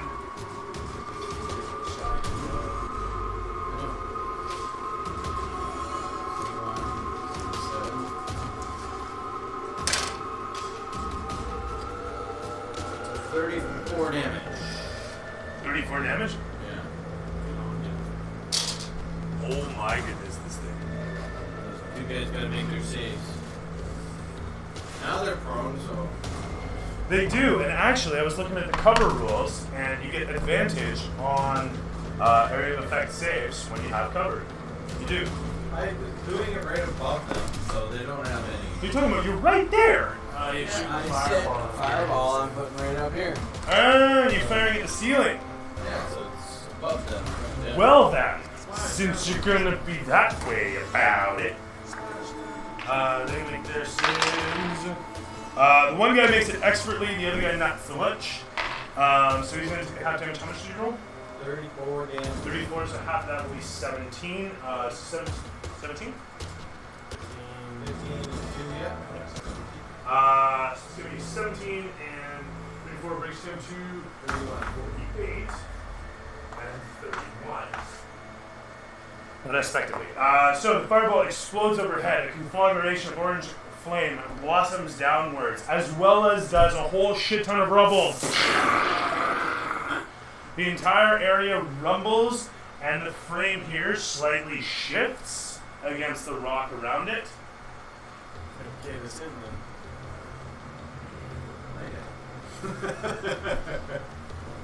then. And it's literally just. You guys actually, you can make a save. Everybody in the room can make a save against rubble. Oh, fuck. Says we're time? Oh, that's it. There is no middle ground. It's nothing too serious, guys. It's going to be all of 2 damage. 6, 8, 2. You take 2 damage if you didn't make the save. You take 1 damage if you made over 12. So this guy's get this is 3. 50. This is 15. There we are. As rubble and pebbles and stone pelt down from the ceiling above, bits of glass shattering and flying around, all sorts of bad shit, all sorts of chaos and cacophony occurs around in the chamber, and the echo is resounding. Everybody in the room is currently deafened for 1 turn. As all of you have the tone, and all you can hear is the I feel like I win your concert. mup, mup, mup. Anyway, so the camera stalls along to show foul. Where the fuck are you? There you are, buddy. I'll continue with my Fury of Blades and attack for 2 more. 16 plus 6, 22. 22 will hit. And 20. I just realized I'm still on this song. 28 as well. Should 28? 20 for the second. 20 will. Fuck you. You kidding. 5, 10, 12 total with my 2 strikes. I'm going. Total of 12? Yeah. Oh my god! 1 and 1 on the 2. I'm tempted to do an action surge. But I'll just stay. I'll hold my ground where I stand. No, that's a little much. That one's a little much. Maybe this one. Sorry? What's he looking like after those 2 swings? So this was on the Red Wizard at a total of 12? 12, okay. 12, yeah. So he comes to 41. He's not looking great. Actually, these 2 guys look like they're on the verge of it. Yeah, I'll just stand my ground. That won't spend the action. Okay. You're not just going to end him? Well, I'd have to spend an action surge to do it. Oh, okay, fair. So, that's good.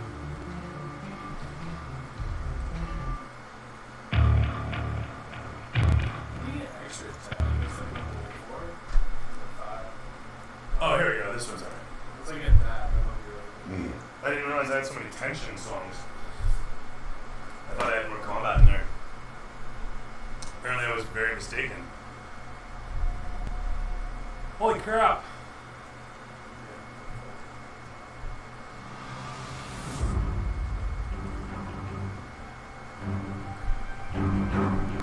Okay, so anyway. Cutting into him, just stabbing forward. You fake him to the one side with the incoming stab and then slash with the other coming across his back, raking upwards a large wound. He screams out in pain as blood flashes off your blade, and the camera swells across to his face as he looks into yours, and he flashes a couple rings real quick, bringing them across as they start to shimmer, and then he rakes with the one hand, and a giant hand comes sprouting out of the one. As he clenches it, turns into a massive fist, and you can see across it there's a set of brass knuckles with the word "Big B." And it comes flying into your chin with a 16 plus bonus. What's Big B's fist? 2d6 or 2d10? That's a very high level spell, man. Yeah, that's why he's got a ring that does it.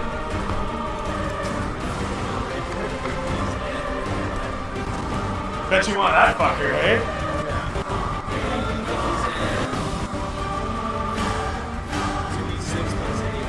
Yeah, I thought so.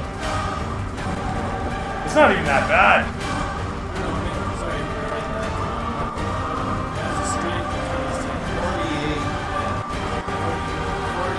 Oh, sweet. Okay. Yeah. 3. Actually, 4. It'll be 4. For a melee attack? No, actually, these guys would be a 5. Yeah, these guys would be a 5 at this level. CR5. I'm pretty sure it's 5 bonus. CR5s and we're like CR. You're fighting 3 CR5s. I will take it on. And doing awesome, might I add. You guys are doing great. I have faith. I know you guys can do it. I believe in you. Just to double check that, though. Sorry, it's a +3 on my part. No, sorry. It was a +6. So they were a CR4. CR4 at a +5.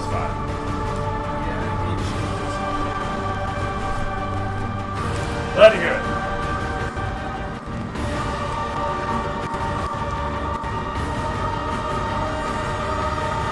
10 and 3 for 13 total as he cracks into you. The massive energy fist leaves the imprint of a B and I in your jawline. As this one guy scrabbles to his feet. His one side of his face is completely burnt, and the other side is angry.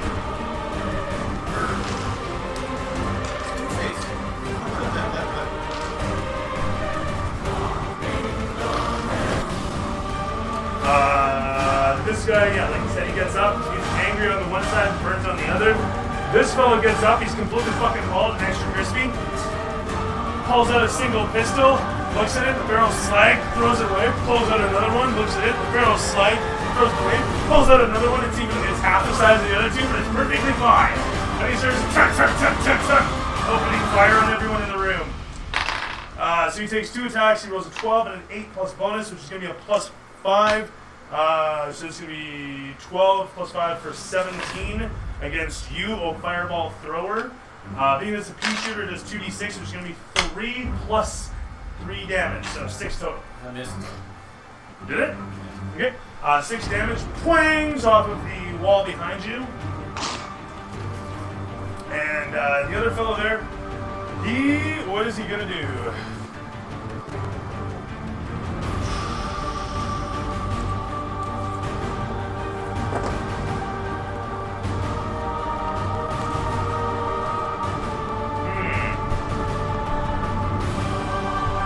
Says, I want a piece of this one, and leaps across the couch, charges in towards you, and pulls both blades out. That's a cocked eye. That's a table. And that's a 2. So with a 2 and a 6, he comes flying towards you. You duck to the one side as the blade comes flying towards you. You duck to the other as the one blade goes over your head, and sails to the side, ready for another round of action. As Cam sweeps away. To the MC. Some damage. That makes that still better. Yes.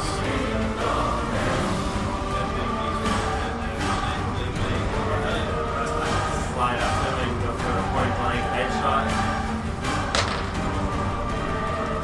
Against 15 plus bonus.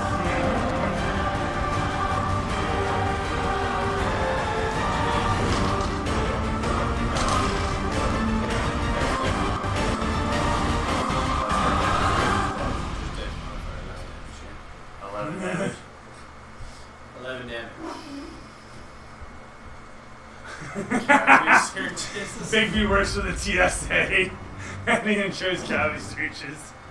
Big B's invasive finger. Sorry, so you rush forward there? Yeah, hit him for 11. Okay, this is with your sword? My gun. Oh, okay. Point blank.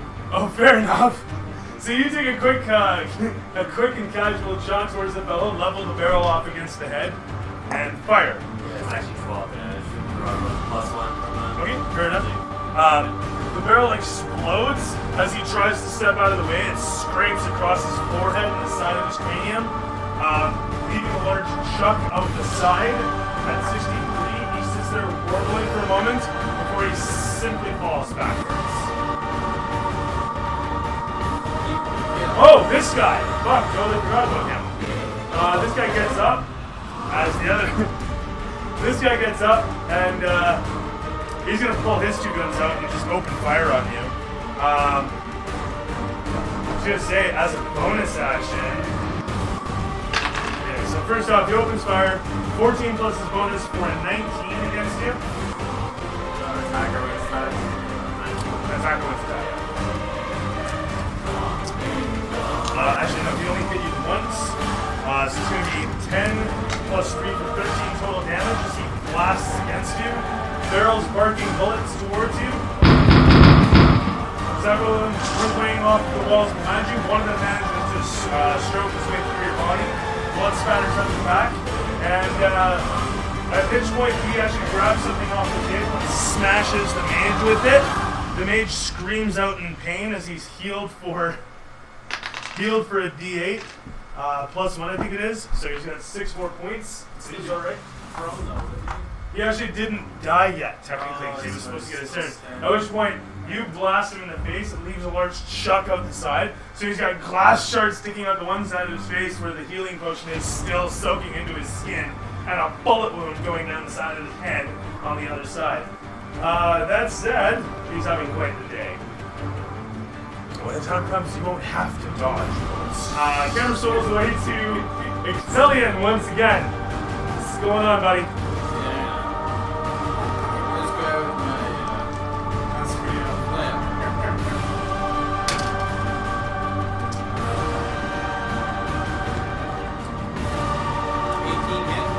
18 hits.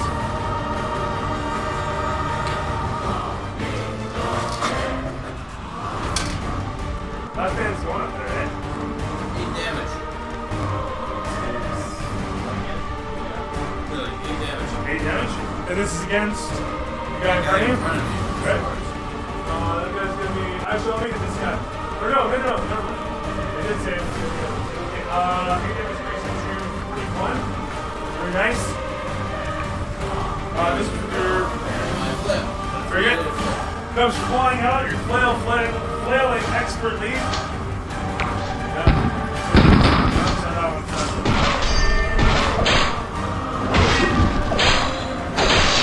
Oh, there it is. There it is. It's good. And with that, damage rolls away from Ecthelion once again to foul. As the mage stands and dazed with bloody face, I'm going to swing one sword for now. Try and lob his head off with a 16 hit. Hits. Or with a 17. Hits. So the damage for that is hopefully something good. 10 damage. 10 damage? Yeah. Okay. With one quick stroke, as he looks about, trying to make heads or tails of where the wound came from, his eyes begin to focus on you, and then suddenly you see them go wider still as his blade goes directly through his neck. This time around, he's dead for sure, right? Dead for sure. For sure, yeah. Anyway, he falls backwards on the table, smashing into a bunch of jars. He's healed for another 9, and as he lands on a bunch of healing potions situated on the table, and he's healed for another 9, and he sits there, a big slash through his neck, a big bullet wound down the side of his head, and he's kind of seizuring and says, "Kill me." I will try and use this and decapitate Foley's head with my bonus action. He's prone, you get an advantage. Alright, I'll do that. It's true, actually. I hit with that one because I hit the first time. Same, 10 damage. Whoa. Which kills him again, correct? Sorry. Yeah. So as you smash into him, you do a shitload of damage and nearly cleave his head off, going right down to the last inch of skin. Your sword hits a bunch of glass bottles around and some fluids seep into the wound, sealing it. And as you pull your blade out, he screams in pain anew as the skin has already healed around the blade. And as you pull it out, he takes even more damage from that. Blood sprays around. And you remark to yourself mentally about the really messed up situation that this is. I'm trying to let you die. I'm going Perfect. to close the distance on this guy with my move action. In any event, as he sits there, he's seizuring now. He may be alive, but you don't think he's coming back from wherever he's gone. I'll spend my action surge to begin a flurry of blades on this guy. One hits him. Okay. 4, 8, 9 damage. And 9 damage is on that guy right there. He has this guy. And I will flank him with my next one because I have an action surge. Okay. And that's it. Terrific. As you step into him and blast him, you can see that the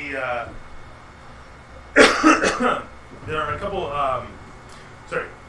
As you wrap off and step away, finish off your attack, slashing through Buddy and stepping around him, you can see the canister here has a bunch of rubble that is smashed into venting and whatnot on the canister, and a bunch of pipes go from there to the tray, and you're not exactly sure what the canister does, but you can see that there's a hatch on it and it's starting to like vibrate and start to rattle, and doesn't sound so healthy.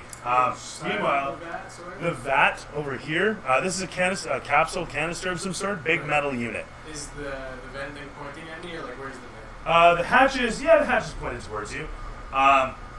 The vat over on the other side is starting to bubble anew. Only now it's you know what? No, it's just starting to bubble anew. We'll leave it at that. So it's roiling and bubbling and boiling, and building pressure in a bad way. That said, this guy right here takes a look at his situation and realizes it's all bad. He disengages and begins to run over to here. So that's as far as his little legs will carry him. He gets to there as this guy sets it upon you, now slashing at advantage. He begins to cleave in with an 18 plus bonus, and then a 15 plus bonus. It's going to be plus 5, as I was saying, and it's going to be a 20 and a 23. On the shield. Which raises you to 23. 25. What? What's your AC normally? 20 when the blade's on. Oh, okay, never mind. So, is that cumulative? Well, it's the spell from his class, and then he gets a shield, which is awesome. Plus 5. Oh, fair enough. But wait a minute, doesn't shield actually say it doesn't? It just adds 5 AC. It just has 5. I'm thinking of mage armor. Okay. Yeah. Alright, so that said, he steps in, slashes fiercely. As he stabs directly into you, he watches his blade ricochet off something, and he can't make heads or tails, but as he steps to one side, he curses in anger. I give him a wry smile. And,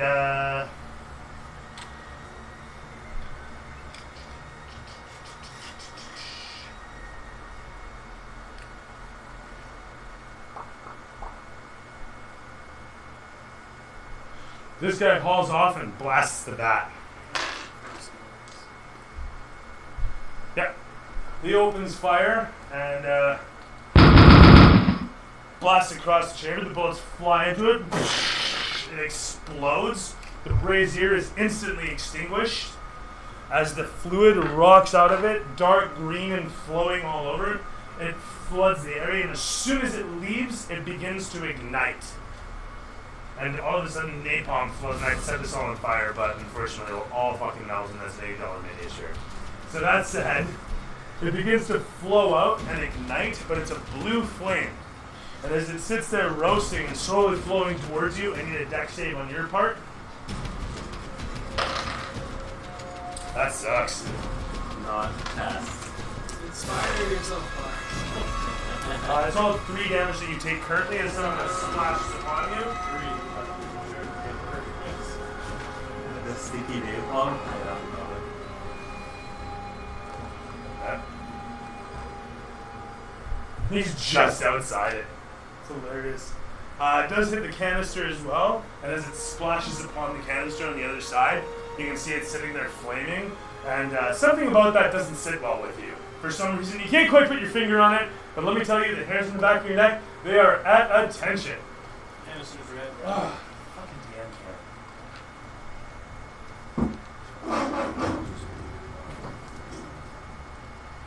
If I have enough time for that. 6 seconds? Maybe it's 8. I think he's just gonna kill himself. We should probably get out of this as soon as possible. We'll just do that there. That means one camera is actually turned off currently. So this one's now turned off, and maybe that camera won't bugger up as much with the heat going. Alright, so as the explosion goes off, the place begins to fill with smoke once again. Of course.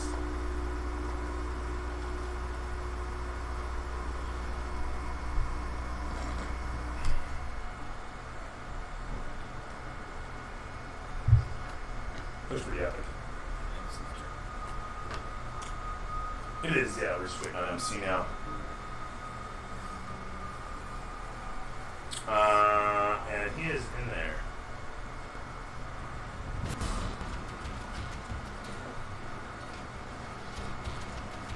Shoo-ba-doo-ba-doo.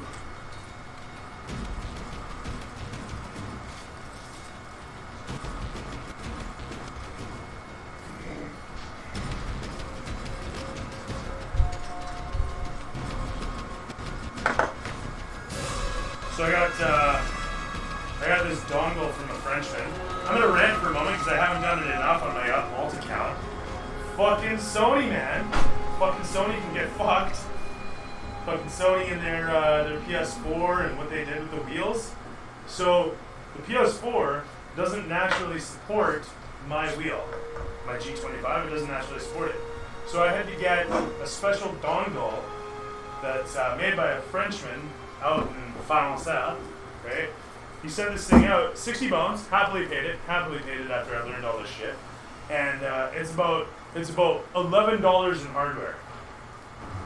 Right? But he puts it together, he wraps it with a little project wrapping, and he loads it with the firmware for the build you have in store. So me, I have a G25 that I need to work on a PS4, so he loads it up with emulation firmware that makes the PS4 think it's a G29. Okay, so great.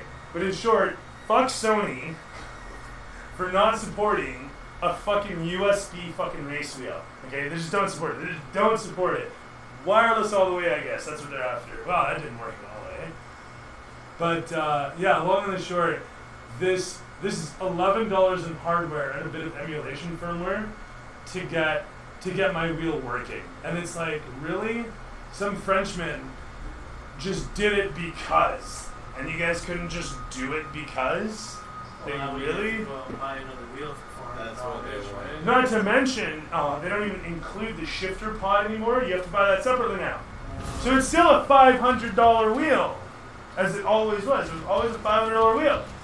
But man alive, it's just ridiculous. And you should see the rat's nest of wires I got going on right now just to get that thing going. Because literally what you do is this, is the dongle, you plug your wheel into the computer, and then you plug the dongle into the PS4, okay? And then you plug a fucking DualShock, a PS4 controller, into the computer, okay? And then you start his software. Now, the software recognizes the wheel, and it recognizes the controller. You activate the controller, and then it emulates, using the controller's authentication, the wheel as a controller for the PS4 through your computer. It's insanity! But it fucking works! And the whole reason that you have to have a controller hooked up to this mess, to this fucking Star Wars epic, is because it would be illegal of him to spoof a controller. It's insanity! And you know what the worst part is? The most frustrating thing? Everything works perfectly right out the gates. Like there's no two ways, no question, no nothing. There's no problems. It just fucking works. Which is even further evidence that it could just fucking work. Anyway, so I tried that out with the VR on there, and they got the drive club and the fucking wheel. It's amazing. That's all I can say. It's fucking amazing. It's worth the 70. Like, ultimately, it was worth all the headache, all the hassle, all the stress, all the strain. Controller has the IFF. Yeah. In any event, okay, so, blah blah blah blah blah blah blah blah blah blah blah blah blah blah blah blah blah blah blah. Big fire in the middle of the room, or on that side of the room.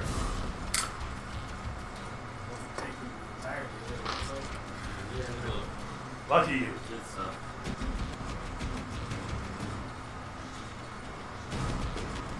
My turn. It is.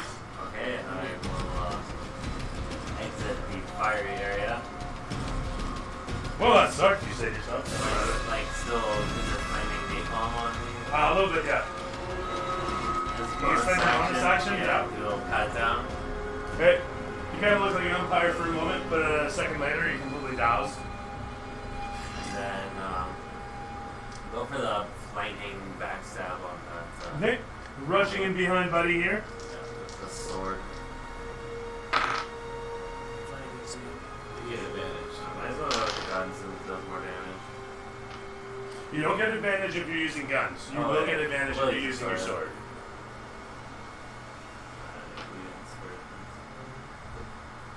Yeah. Versatile hit the sword's a great D8, right? A versatile goes for 10 if you're two-handed. If you're two-handed, it's two. It's One.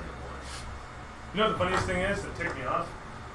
I bought that PS4 specifically for Dirt 4 that came out. Yeah. I said to myself, you know what? Let's just get the PS4. It'll run it at, high frame rate, guaranteed it'll be perfect, right? It fucking doesn't. It fucking doesn't. And you know what else? The lighting on the PS4 is fucking atrocious. Like, unbelievable stuff. I'm kicking myself all over for that one. Probably because they're bragging how they're the more powerful console too. They don't beat out a computer though. No. At the end of the day, they just don't beat out a computer. No, Still. because the computer's always up to date. Not Right? even You buy the close. console's already several years old hardware. There's So what did you do there, MC? 5 whopping damage. Alright. Stomping in behind him, stabbing forward at advantage on your blade. Scraping against his armor, it barely manages to pierce through, but it does, drawing a little bit of blood. He screams out in pain and takes the 5 damage. Yeah. You should get Curtis to lend you his Yes, what? That's fucking weird. Oh, I don't doubt it. I don't doubt it. All the Uncharted's are good. I love every single one. That one was, that was unbelievable that it was a console. Well, those guys just know what they're doing, right? A lot better than Codemasters. Codemasters are not. I think Like their name, Codemasters, they're not. They're not. The guys at Naughty Dog know what they're doing. They know what's up. If Naughty Dog did a fucking racing game, oh my god. They tune it right in. Right? Yeah, they really do. Like, it's exactly what it needs to be, and then they can just keep glitzing it up. Yeah. They just, yeah. And they've had nothing but experience with Sony hardware, right? So whatever relationship they've got, right? Anyway. That Player Unknown's game is blowing up. You seen that one? No, actually, I've heard of it. Battlegrounds. What's that? It's like a Hunger Games style game, but Oh, it's, someone tell me about that. Super cool, it's like you drop in and You know what HNC was? That's like, you actually have to shit, develop the that. zombie game you were talking about. Yeah, Daisy.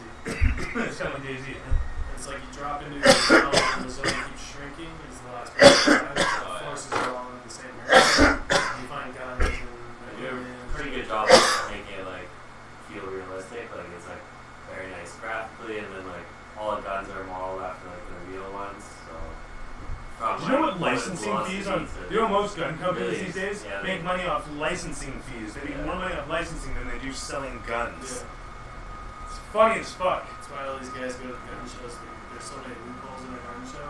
Did you know that for the longest time, Ferrari, you couldn't find Ferrari in a video game? They were just like, no, we have Ferrari, we do not do this. You have video games? Ha! Child's play. We have for men and women of power. We have power, like, etc. And then Gran Turismo 4 or 5 came out and somebody made a big deal. They're like, why are there no Ferraris in this? And then it came to light, and it was like, well, Ferrari's just, you know, they've always done. And we were like, well, didn't they do that shitty PS2 Ferrari game? And they were like, yeah, but that was our game. That was our game. We did that our game. Yeah, but it sucked! You know? It's like, kind of an ironic thing. It's like you won't go into Gran Turismo because you don't want to cheapen your brand, and then you put out a shitball game. And even though it's a shitball game, you still ship it because, hey, we paid money for you. You know? Anyway. Rushing in behind Buddy, you stab forward, cleaving against his armor, but not quite piercing into his flesh. A bit of blood flashes off your blade as you draw back, causing the 5 damage. The camera swivels off to Ecthelion once again. Okay. Caught in the middle of a massive menage a trois.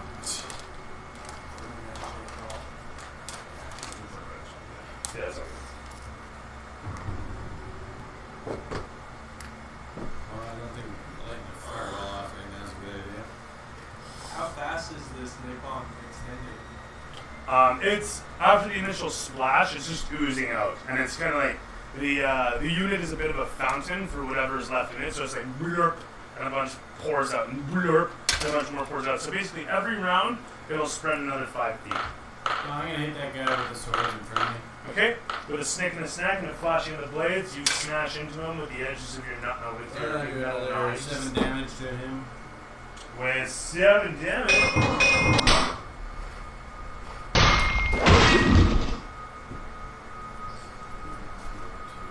And that was just 1 attack or 2? I only get 1 attack. So damage against the guy in front of you. Yeah. I'm going to mulligan that. As you stab into him, he stands there for a moment, and then reaches over and grabs a healing potion, but you kick him off your blade, and the healing potion goes flying up and smashes against the wall over there, and the wall gains 5 health. Meanwhile, he falls backwards and falls to the ground down.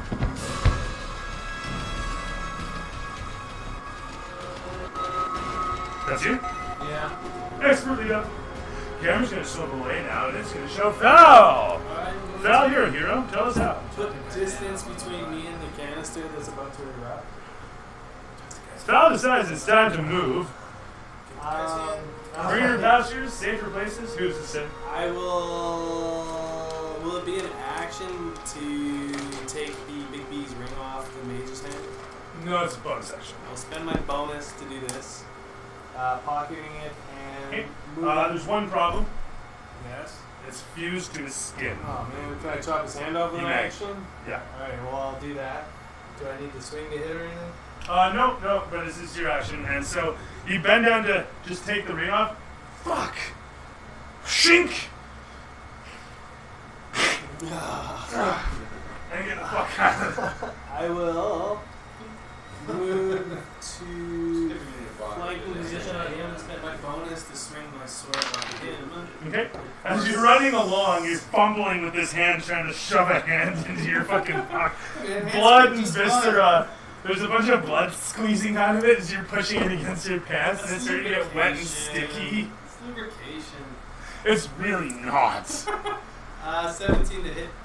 17 will smoke him. Fuck. 7 damage. 7 damage, alright. Stuffing the hand in, you rush forward and give an idle slash upwards. He doesn't see it coming in. Takes 7 damage. That is Gun's guy, isn't it? Yeah, so he's up to 36. Fuck. Looking alright still? No. As you cut across him with that idle slash, and he's turning around to look at the MC. Bringing his one gun across, you actually slash him across the forearm, a bit of the bicep, the chest, and a little bit of the chin. And he's looking back and forth in shock. That will be him. So he is, at this point, as you slash across, he brings the one gun to bear. Click! Up in your face. As the other one barks, that one misses. You actually give a quick slap of the blade to the one side, and his arm goes off there. And the 13 plus 5 is going to be 18 versus your AC. That's a miss. That's a miss. As he blasts, you actually just move your head slightly to the side, and it picks up a little bit of your hair with the explosion and the bullet passing through it. The 2 bullets fly in different directions. As this fellow, he is going to see an opportunity rush forward to here. He's gonna actually. No, he's not. He's just gonna keep covered. Ooh. He's gonna run over here and he's gonna push the barrel. Oh, of course. I was dreading that. Oh. He hefts against it with a 2.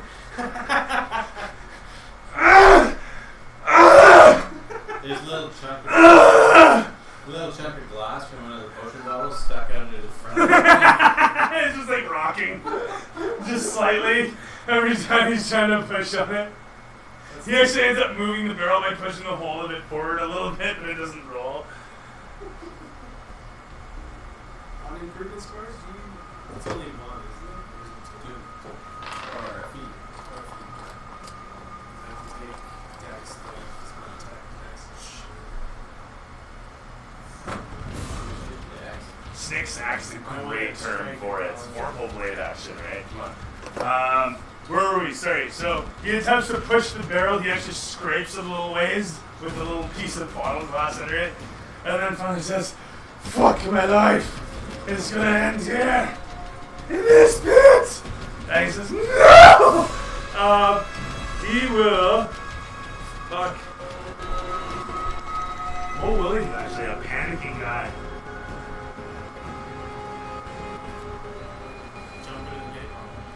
I was thinking that. He'll dive back behind the couch. That's fine. He dives back behind the couch. Surrender. Any even number. Yeah, tap 1. Alright, off it. So that said, Cameron's gonna swivel away from my dudes, and it's gonna pan across to the hallway outside, and you can hear, "Do you hear something? Hey, is everything okay down there?" And then it swivels back in to you guys in here, having your menage a thrall. And this is going to extend 5 feet, and the napalm licks at your boots. Make me a dex save.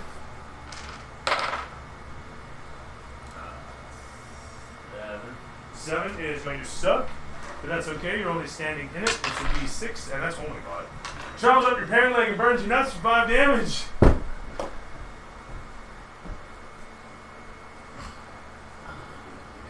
So, that sucks. I'm sorry.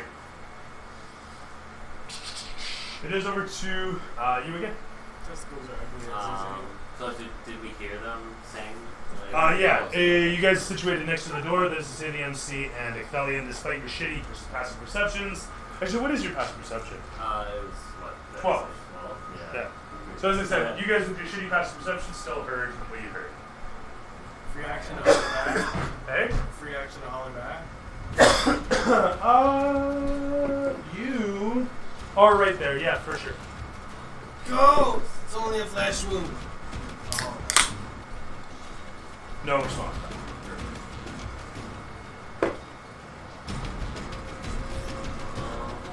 Yeah, I'll go for that same move. Advantage backstab on this guy.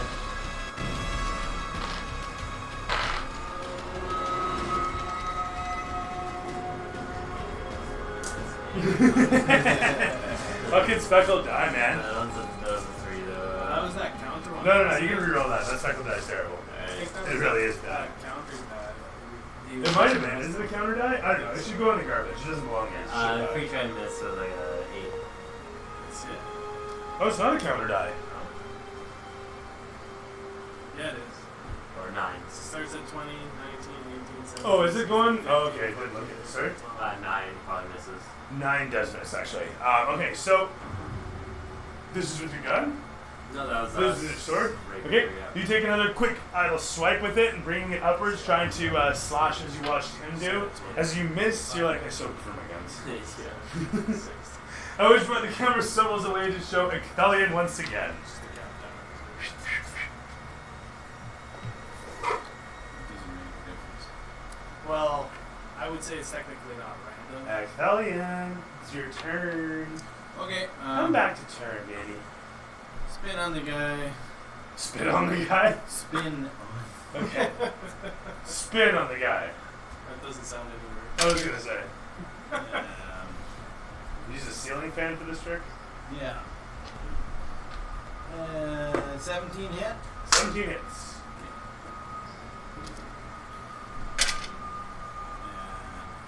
Do 8 damage. 8 damage? Fantastic stuff. And to move to the doorway. He's on gun bearer, makes 54. Actually, I'm gonna move.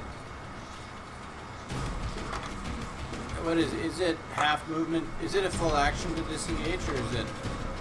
It is a full action to disengage, yes. Okay, so I will not disengage. I'll just stay right beside just in the door. Okay, great, fair enough. With that said, you rush around. Actually, you technically, really can't fit through there because he's in front of the doorway. Is he?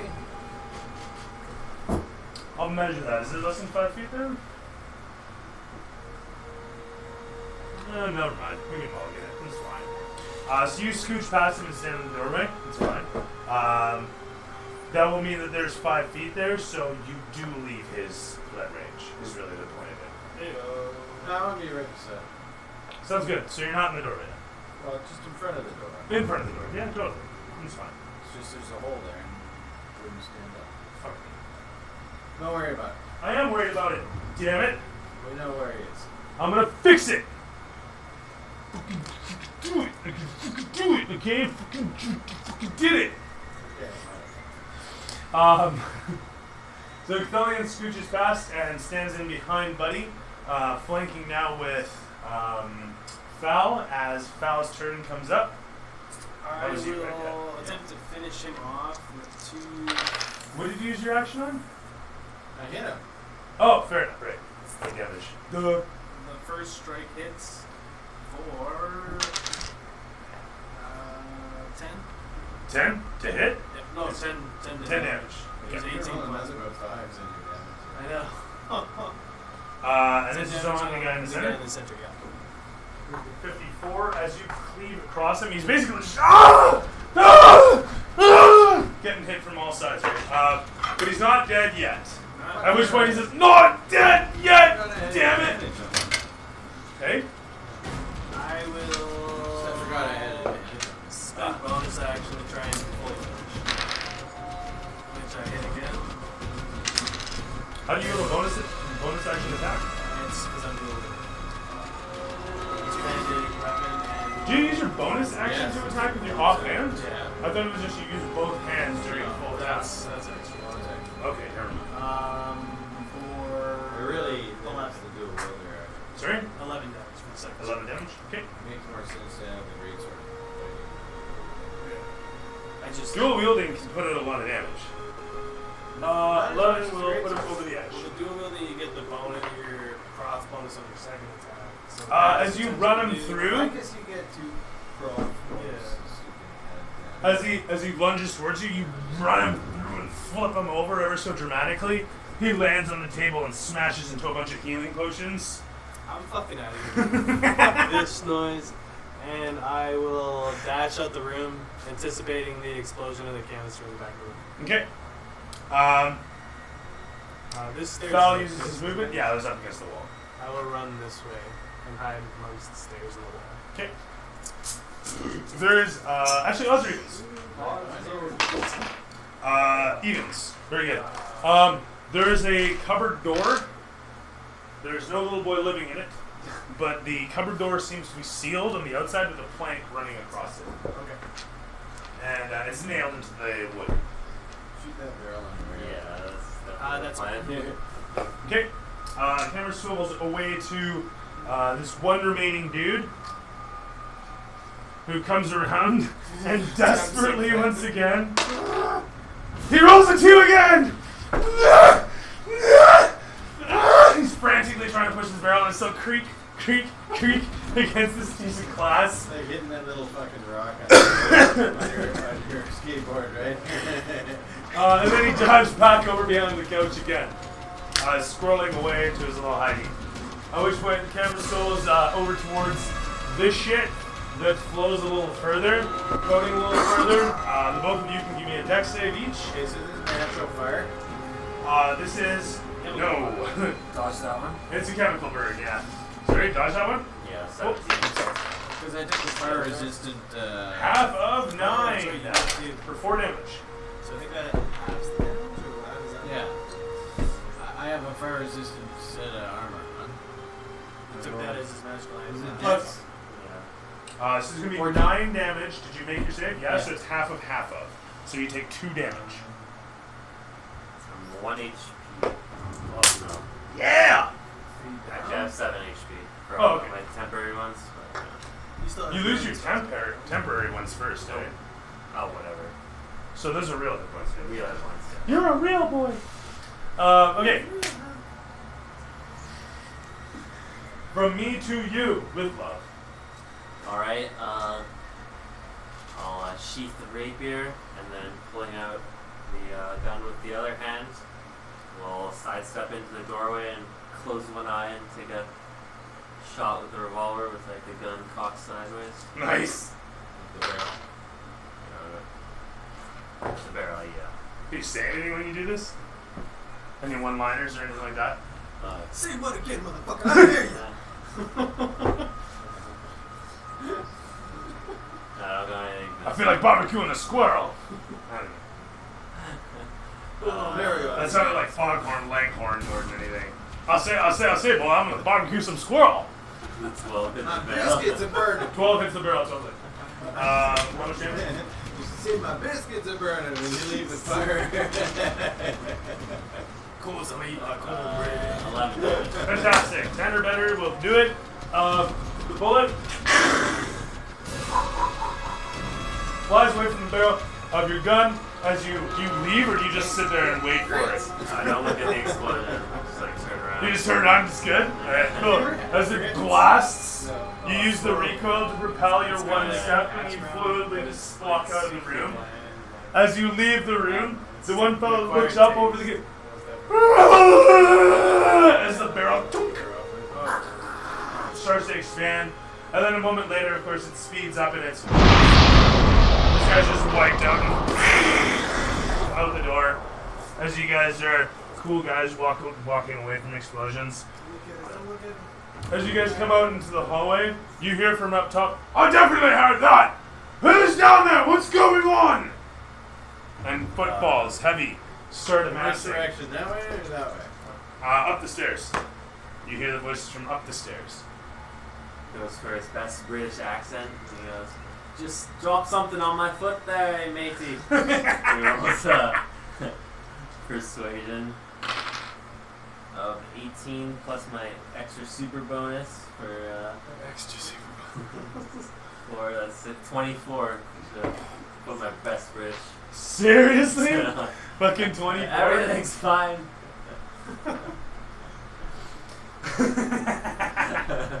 Just drop something. Alright, he yells down, we're still coming to help out! Sounded like there's some cleanup involved! Oh,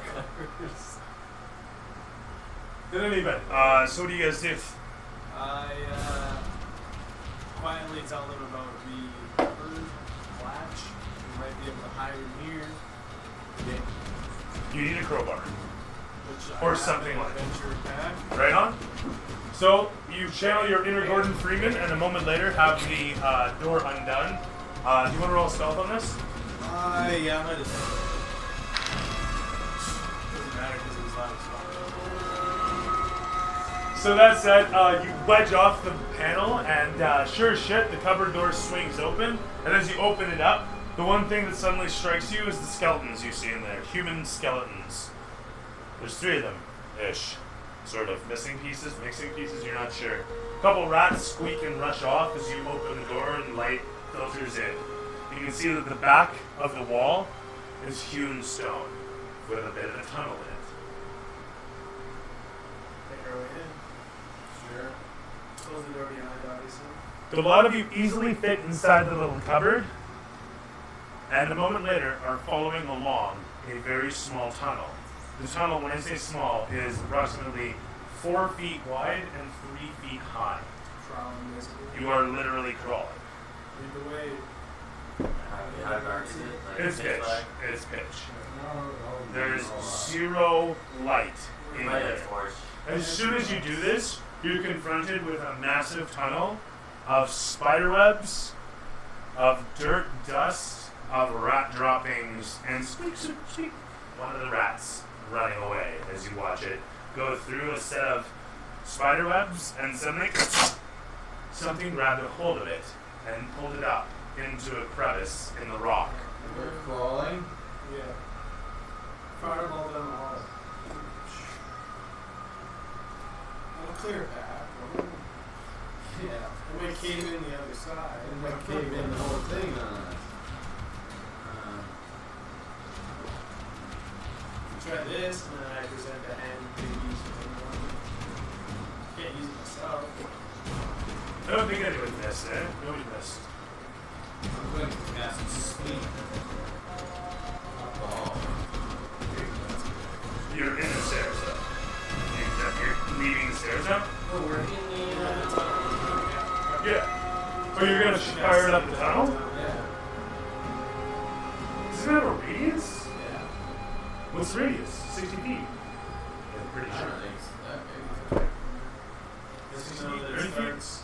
Oh no, it is a Oh, 30 it's foot. level, it works its way up. It's a 30-foot radius. How far away do we think the Yeah, we well, see the the rat, rat the grabbing rat the- get sucked up. Good question. Well, you said we did, didn't you? Yeah, you absolutely saw the rat getting grabbed. How far away was the rat? 15, 20 feet. I don't have an issue with that. I wonder if you'll have an issue when there's more than one of those fucking things in the 50-foot tunnel.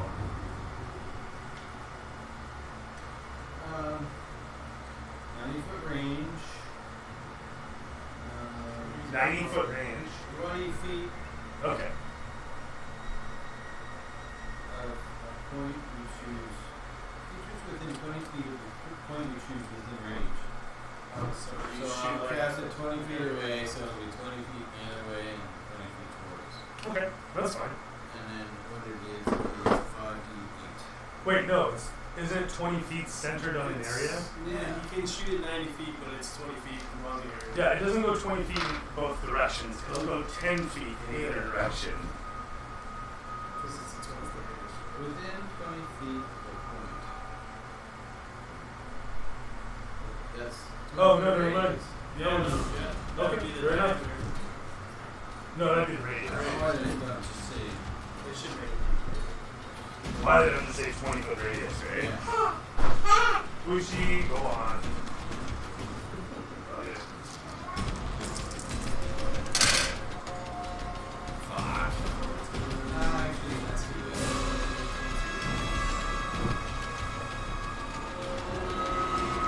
Yeah. 22 hit points worth of monsters. Okay. Starting with the lowest. As you look down the tunnel, you hear, bugs and you don't hear much, but with the torchlight, you watch as the rat falls to the ground, okay, and then a moment later actually wakes up and runs away, squeaking the whole way, and a big ass spider drops slowly down, now asleep, and lands in the crevice. Lands at the bottom of the crevice in the tunnel, along with several others. And they're just kind of dotted and spotted against the lighting that you're wafting around with your torch, looking down this tunnel. Should we keep going or what? The footfalls above you suddenly echo against the wood of the staircase on the second floor up. Let's keep moving down this tunnel. Really fun. Can we move around these? Is there enough room to move around these spiders without? There's 3 feet of space, so you can kind of get onto your fours is about as much space as you have, but it's not a lot of space in all honesty. And all of you are medium-sized humanoids. None of you are small. Is this dirt or is it? It's hewn stone. It looks like a tunnel that's been fashioned for some reason or some other. Uniform bolt? Yep. Okay, use that. So yeah, I'll launch a firebolt down the hall.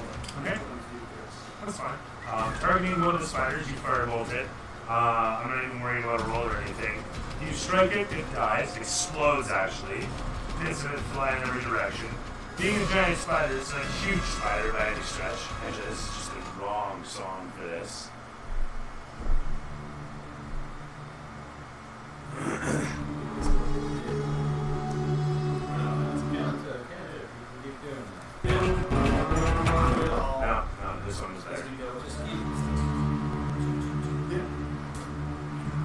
So you're choo-choo-chooing, as it were, and you're choo-choo-chooing like a fucking pro, let me tell you. You're choo-choo-chooing so well. Choo-choo the hell out of this. So the problem is, on the second choo-choo, you hear all the footsteps stop, and someone says, "Hold up, did you hear that?" No, third choo-choo. Nothing, never mind. Let's go. Come on, you see that? Look! Oh my god! And a bunch of voices start echoing and clamoring as the men start roaming. You don't know how many of them there are. There's definitely more than two. Start roaming around in the room, and you realize too late. Yeah, well, you realize too late that there's a crack in the slats, and as they go into the room, the one of them remarks on the flame, and the other says, "Let's just walk around it," which they do. So edging the room, they skirt over, and you hear one of them say, "Well, struck the luck, the arb's still here." And with that, the camera pans over to you guys. We weren't here for that.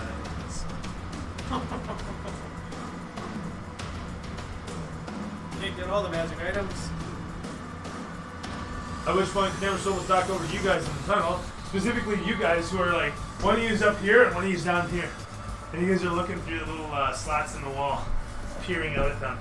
Shall we continue on, or they're in the room right now? Mm-hmm. The You can see it. canister hasn't gone off? Yeah, no, the canister did go off. Oh, that was. You shot it. He shot it as he left. I meant the other canister. Oh, no. Actually, nothing ever happened there. Yeah, no, false alarm. Damn. This tunnel's going back this way to where we came, basically? This was just a room. No, the one we're in now. Because we went Yes. under the stairs and going back. No, this one's going sidewalk. Oh, here, this one. Yep. This is the tunnel in the wall at the back of the staircase there. Leading that way. Progress, or are we gonna... That's progress. We're on the way here. Yeah. I think the fire might have scared off the spiders, so I'm just going to continue down fire. Okay. Having firebolted a bunch of them, and, well, a pair of them anyway, you head off down the tunnel. You guys watch as he wriggles in and begins scooching along on the graven floor of the tunnel, making his way steadily towards the other side. What are you doing with your torch, if anything? I'm doing it blindly. Okay. So, moving forward, what's up, buddy? Moving forward, it's a short moment later that you come in contact with something large, and well, I don't know how to really describe it. Large, wet, and many-legged. Is with the husks of the burning spiders not illuminating anything? You know what? Fair enough, actually. There's a little bit of illumination as you make your way past these flaming corpses. Reaching the back end of the hallway into the darkness, it's not long before you can come face to contact with the face contact with the torso, abdomen of an asleep spider. It's a sleep party. Yeah. Well, you wouldn't know this, but you come in contact with it. I'd like a Constitution check or Wisdom check. Your choice. It's a save. Constitution, improvement 20. Okay, terrific. You managed to not do anything. Like, not react, not flip out, not freak, not bump it.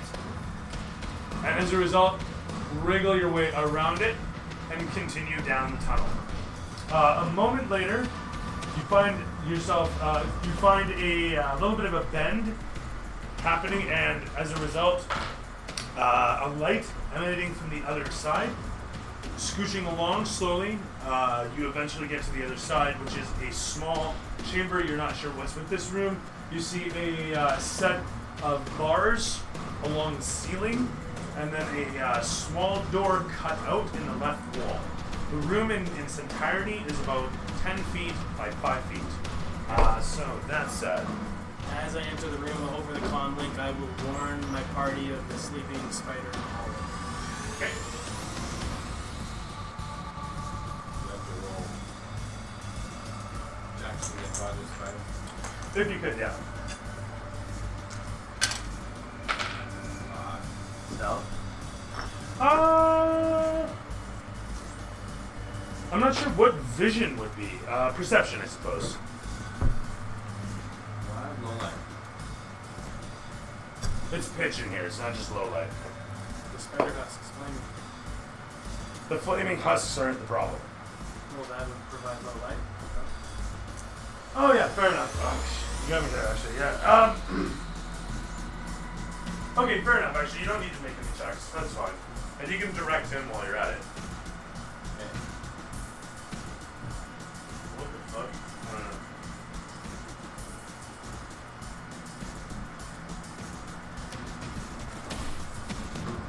Where'd your mini go? Oh, I got it. Right here. So you find yourself here with a doorway leading off into the next room. It's a little wooden door in the frame. I will slowly walk to the door and put my ear to it and listen to the other side. You don't hear anything. I will You're not, but your heartbeat. wait for my party to return to my side. Okay. We're in a little bit of a dire situation. I'll wait for it. Oh my god.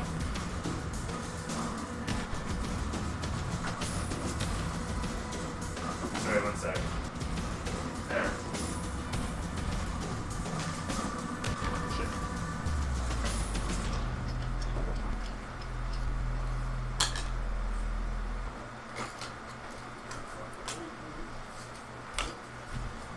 Alright, so opening the door up. No, I'll wait for the party. Right. Sorry. The rest of your group makes their way through, given that you've got the low light and whatnot. There's not really a lot of room in here, so I'm just going to rule that you guys squeeze in as best you can in the tiny little chamber. Like, this place is tight. Like, tiny. Sure. I will open the door now. Oh, shit, I didn't see it. Fuck it.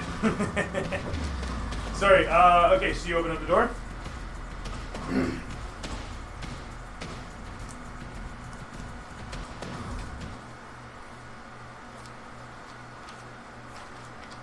So, you know in games where something will kind of fuck up with the game engine and the lights don't catch up as you go inside somewhere? I don't play many of those games. But you go through a window like from outside to inside and it takes a moment as the light dims. So this happens, but then finally it darkens up properly as you're now in the dark. So we got a good glimpse of everything. Yeah, it was weird. It was like, oh, there's nothing in here, and then it just like shifts color. You're like, what the fuck? Can we see through the world? Must have been Codemasters that made this game. You can see, See see all the tunnels? As the door opens up, you're confronted with a large chamber with a cave in on one side. Oh, good dude.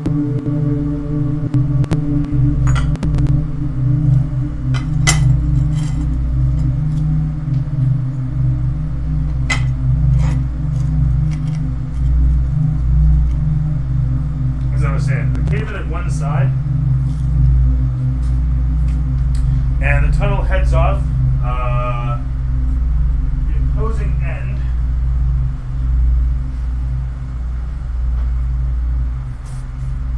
is, sorry guys, close that.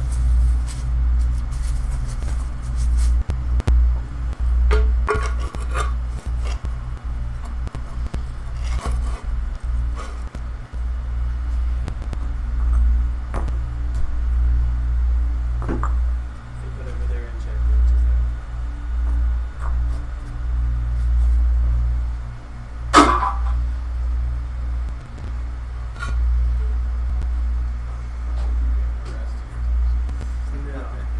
Use the long one now. I'm not too bad. I still have a second hit. I'm at about 22. Yeah. That's actually the magic sword I want. If it's I was going to use the towels for the rest of it, It's but going to be the sword of lifesteal. And 20 to hit. You do an extra 10 necrotic and you gain 10 temporary hit points. It's not too OP because you got to hit on a crit, right? But I'll wait for a long rest and we'll go to the sword and see what it is. Magic weapons and attunement.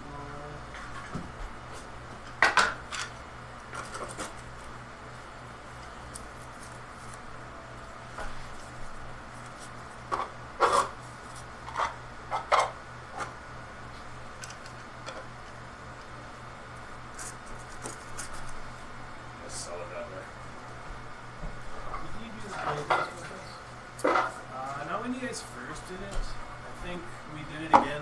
We played 4 for a while, and then we did it before the full release of it. That was back when he was onto us.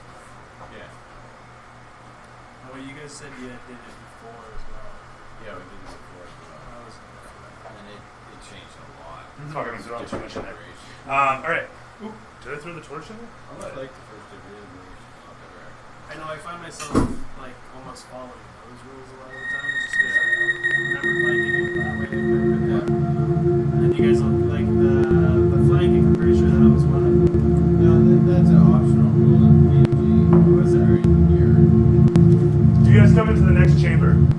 A large tunnel, as I said, in the cave in at one side. An expansive spread of a chamber to the right. The tunnel spreads away, stretching in either direction a little bit, and with a little bit of a wall here and a guard post out front. This should actually be the other way. A guard post out front of the gate that you see there. You can see support structure holding the ceiling, the walls being still a hewn tunnel, and a small squat building as a tower of some proportion a distance away, silhouetted by glowing mushrooms, phosphorescent, outlining its shape as they grow upon it. Somewhat like the Underdark. Very much like the Underdark. Is that all that illuminates this chamber? Yes. I'll let Valiant go first because he can see better. That is all that illuminates this chamber. Okay, I will go first. Stealth. Not so much.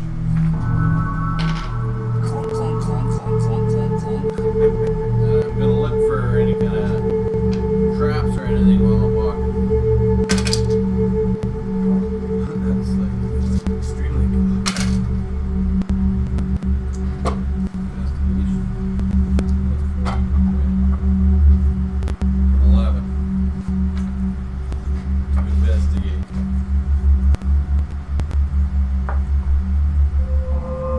As you come into the area, coming closer, a large, massive shape that you could not see for its blackness made it meld into the surroundings, as well as a pair of statues looming come into view. Their silhouettes coming out of the darkness as you come forward. Staring off into the distance against the silhouette, you see that this is a large, small fortress underground, and look back towards your compatriots and see the tunnel and whatnot, caved in as it is, and you wonder to yourself, almost muttering it, where the fuck does this go? What was your perception check looking for specifically, sorry? Investigation at 11 for traps or anything. Okay, fair enough. Seeking around the area, you don't see anything immediately. Moving forward some, you said you were moving forward from there? Yeah. Where do you go? That's where I went. No, I guess I'll move a little further. I'll check this thing out. Brazier. Okay, yeah, it is very much a simple brazier. It actually still has, you can see underneath it, a canister that has a fluid in it. Okay, I will like that. Okay, you look over it for a moment and throw an investigation. Fuck, I crit failed. Seriously? You know this model of brazier, actually. You're quite familiar with it. You look down at the canister and see it's got a lever there for opening the gas. Okay, so you just crank it right open and give it a quick wick. Do you have a fire spell, don't you, of some sort? No. Flint and steel. Okay, you fire a spark into there, and you do so while you're like looking over. You're like, yeah, this will be good. Jump into your facing compass. It's all of a D4 for 1 damage. Lucky you. I got high resistance. So you take 1 damage, which is half of 1 damage. Round it down. So I take 1 damage. Yes. I look back at these guys and my face all black. See, at least I'll fit in now. You got a burned hairline. I look like a drow now. racist MCs.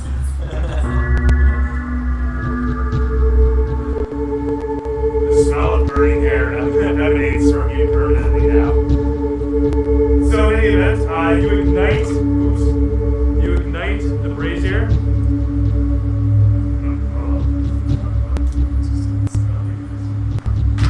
You ignite the brazier, as it were. I have no idea. The lantern? Oh, center. So that's it. You ignite the brazier, and easily you manage to see down towards the fortress. The low light that your race is blessed with, allowing you to easily make out the entirety of it now. I don't think we're in Calimshan anymore. So what do these statues look like? So the statues look like ancient soldiers, historical soldiers, but unlike any that you've seen outside of tapestries and paintings in art museums that you've defaced. What's that weird about?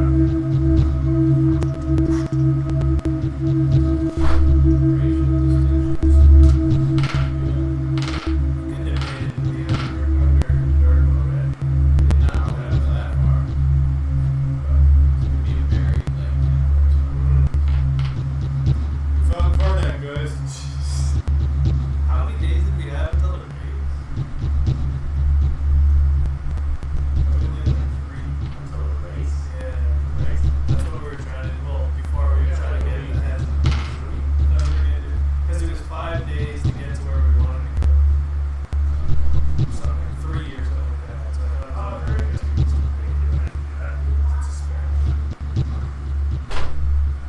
So as we were saying, the daughter walked the wife out of the house. I don't know, it's just a sense I had. Let's go, I'm needed. Alright, so moving along. You managed to ignite the brazier, you can easily see the shape of the fortress. The soldiers look like ancient soldiers that you've seen in tapestries, on parchment walls, in relief carvings. Like they're ancient historical soldiers of a time gone by. Humanoid. They don't have enough discerning features to set them apart one way or the other.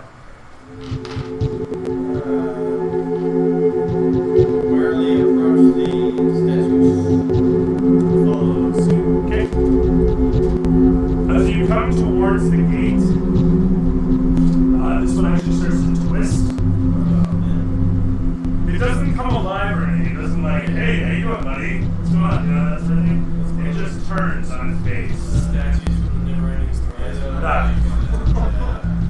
Just don't cross it without doubt in your heart. I think that's what it was. Yeah, you have that confidence or something like that. I said, yeah, don't cross it without doubt. I think that's what it was. It's been ages since I've seen that. I think it just shoots you no matter what. Well, the first one was the doubt, the second one shiny. Yeah, certainly. There's two. It was just a shitty tea on that day. Seriously. Oh, did you roll wisdom? Oh shit. You made your save? That's cool. We're gonna shoot you anyway. No way, man. I don't get to use these just once. Come on. Yeah, that's the first set. There's obviously a second set. That's the thing about solo adventures. They're limiting that way. So in any event, you guys approach the statue's twist as you do so, and the obelisk begins to illuminate the area somewhat. Begins to glow a little bit brighter. I think we're all good at that. A purple light. Yeah, the last one of this was that I saw was a lightning one. Lightning, Zapped yeah. everything. Yeah, you guys go first. Alright then. It looks exactly like that. I think that's nothing. I hear you singing when you go across or rapping. Really not. Definitely not. I will make my way to the first statue and search its base for any kind of markings. Or As you come upon the statue, looking upon the base, you see that it has a gold placard, or a gold bit of trim that runs its base, looking rather elegant. And you look up, it's marble marble facade. It's a dark marble, and it's really nice looking statue. And you get up towards the crotch area, and you're suddenly just beholden. Can hardly scarcely believe that there's a plaster cock that someone has vandalized into position between its legs. And it's about an 8-inch member. I should say. 8 inches. It's not that big. It's about an 8-foot member. He's talking diameter. Yeah, right. It's just a magnum. Situated between the legs of this massive statue. It's a really nice statue otherwise. In any event, looking upon the base, it's nice gold trimmed filigree, and looking around upon the base. What did you roll total? You want insight or? Your choice, perception or investigation. They're the same, so 12. Which are you using? I'll use investigation because I'm searching. Okay. Investigating upon the base, you feel around, looking for a catch, a button, a hidden something. You start to feel that there are actually a few loose stones in the filigree of the gold trim. And specifically around the front, you notice that the filigree has a change in the pattern, and it outlines 4 specific switches. And those switches, they're literally just pieces of the stone between the filigree that can be depressed. And what were you guys doing? I was investigating this, whatever this middle. So walking upon the guard post, you look around upon it, you find a little notebook, opening it up, it's got different times and dates, like it's old fucking book. And as you open it up, I should note that a couple of the pages that fall out, they kind of leaf down to the ground. As you go to pick them up, they fall apart in your hands. Whoa. So as you're piecing through the book, you're being very careful. So piecing through, you see that it's different log records, and every so often it's got different pips written down at different times. So there's like, noon, it's got 3 pips, and then 5 o'clock, and it's got 2 pips, and then it's got 10 o'clock, and it's got 1 pip. Are they dated?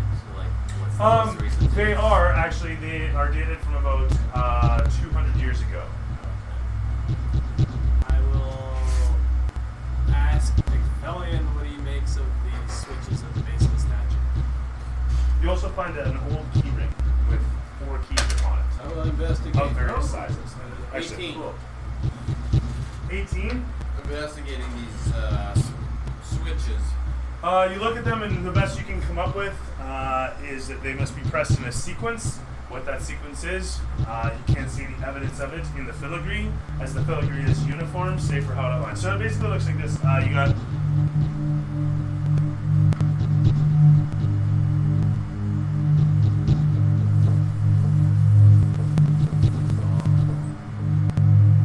base, okay, has a filigree.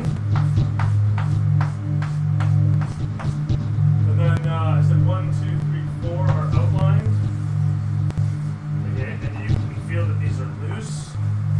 And you can actually push one in, and this is how you find them. You actually end up pushing one in, and it goes dunk. Nothing happens. It just goes, and then it ejects a moment later. Push them all in and then pull on the car. Look on.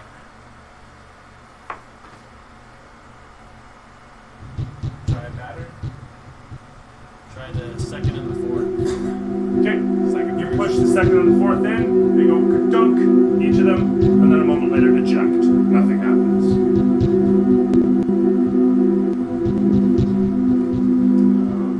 I looked through the notebook for any clues, like any sketches of these things or anything that looks like it could be. You don't find any sketches. Actually, you know what? You do find a sketch at the front that simply states press combination. It actually illustrates the statue and says press combination to open gate. And you look over to the left of the open gate. And then look back down at the book, and then look at him fumbling with the switches.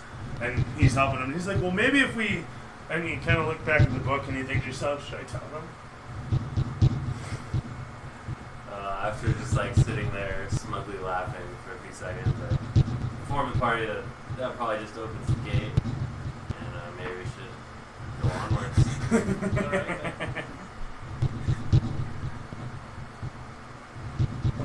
you guys are entering in. Yes. Yeah. Okay.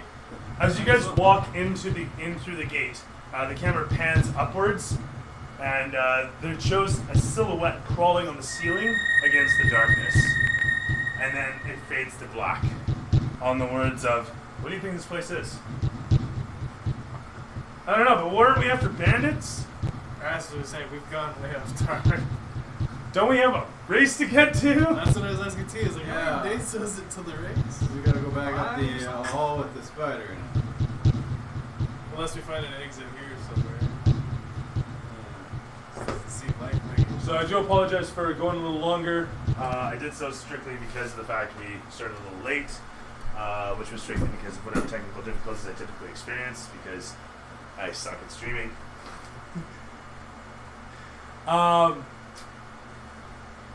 So, what'd you like, what'd you hate? What was your favorite part? What'd you like least? Sebastian.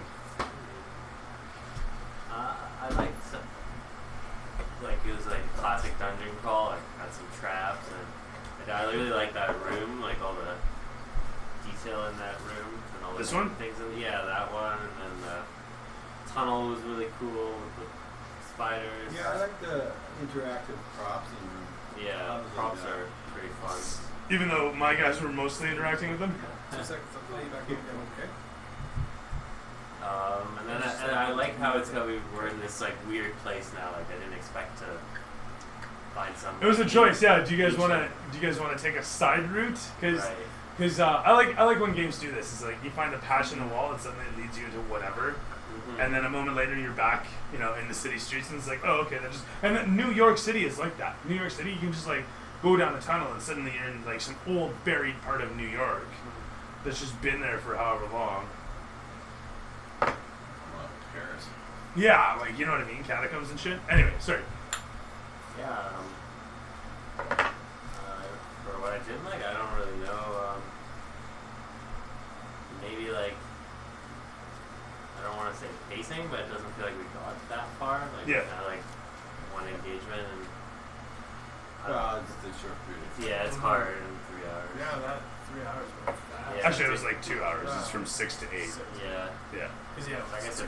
We get together at 5:30. We get started at 6, and then we go till 8:30 It ish. goes fast. Yeah, and it goes really quick.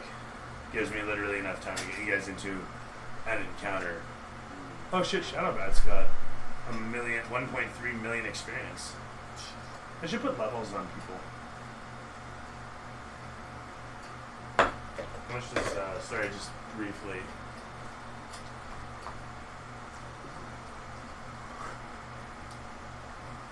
Yeah, there you go. Joe has 8,266,055 experience. Like I said, he has a not small amount. Level 99 next. He just Uh, has a window open with Twitch on computers. He might, but he's never in the fucking chat, so I don't know, man. Doesn't need to be. So, in any event, so the pacing is the Yeah. part you didn't like, I fair guess enough, so, yeah. and I didn't like the pacing. And your favorite part, sorry, what was your favorite part again? It's like all the interactive, how cool the rooms were. Like I thought all of them were cool. Like the tunnel was really cool in detail, and so was that room, and so were all the hallways and this Sweet, room sweet, too. sweet. Like I like the amount of detail in this dungeon. Yeah. That's cool. Mike, what'd you like, what'd you hate, what was your favorite part, what's your least? I like the dog. Fuck you and your cop-outs. No, I did. I liked it all. Your favorite part then? The favorite part was the guy dying and being just basically tortured to death. Just kept coming back. Because he kept landing on the healing potions. I like that. The table was supposed to have a bunch of chemistry, and you'd like find some healing potions there, and so it was kind of fun for me too. Just kind of. Not rolling the stupid barrel back and forth. Yeah, I like that. That was probably. The parts Mike likes is when I fuck up. Well, it wasn't that. It's just we were interacting with the room and the props and stuff like that. I like that part all the time. Me too. I think that's an important thing, and something that I've neglected quite a bit. So, what did I hate? That we didn't get more done, but I mean, we're limited by time, right? So, Like I could push it to 9, but I don't think anybody really wants to. I gotta go home and feed my wife and kids. Yeah, so it's one of those things. Brandon, what'd you like? What'd you hate? What was your favorite part? What's the least? I like the variety of the rooms. Like there was the explosive room, and then you had just like a sheer combat room, and you had the crawl through the spider room. My favorite part would have probably been.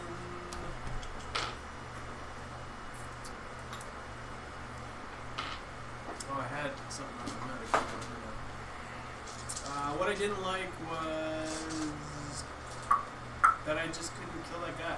He just kept falling on fucking potions. No, that's good. That's good comic relief. I liked it. I had something in mind too. What else can I do? Sawing through his neck, come out the other side while it's healing up behind me. Come to me. Yeah. He's having a Wolverine moment. Yeah. It was another good game. It's almost like the encounters where it's like you squeeze in enough where it's good and entertaining. You get the RP, you get combat. There's more traps. It's if you could have that fun compact and just stretch it, but again we're restricted for time. Right? Well, the truth is I liked, which I liked what you did was your part, which I liked least. What I liked is we got as much as we did get done because it was really intense. Like you said, it was very detailed, and to get a lot done in a short stint of time, you kind of just brush strokes, like general broad brush strokes, right? To get through stuff. You're in a room. There's a drop. There's a drop. There's a drop. There's a dude. And you try to like just get through a bunch of different stuff. But I wanted to make these more meaningful, and I don't know why I wanted to do the hidden city kind of thing.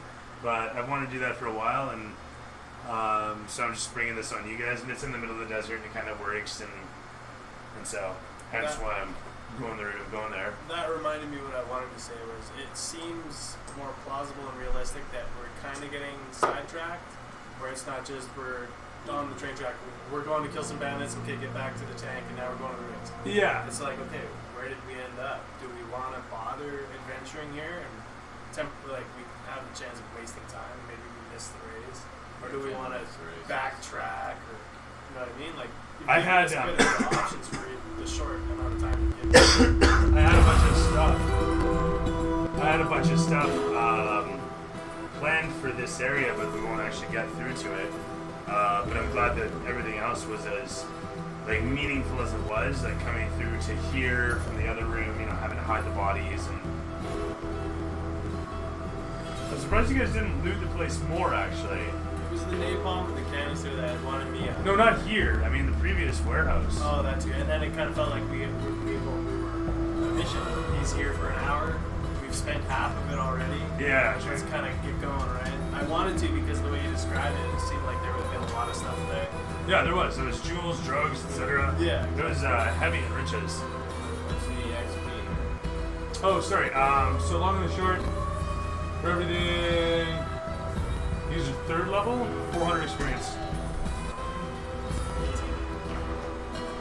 Did we get anything the last session? I was 400, I thought last session.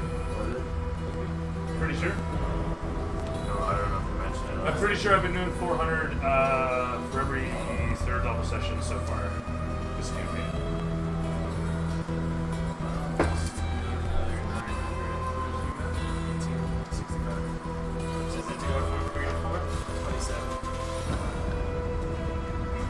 So even at 400 experience a session, you're still like looking at 6 or 7 more sessions.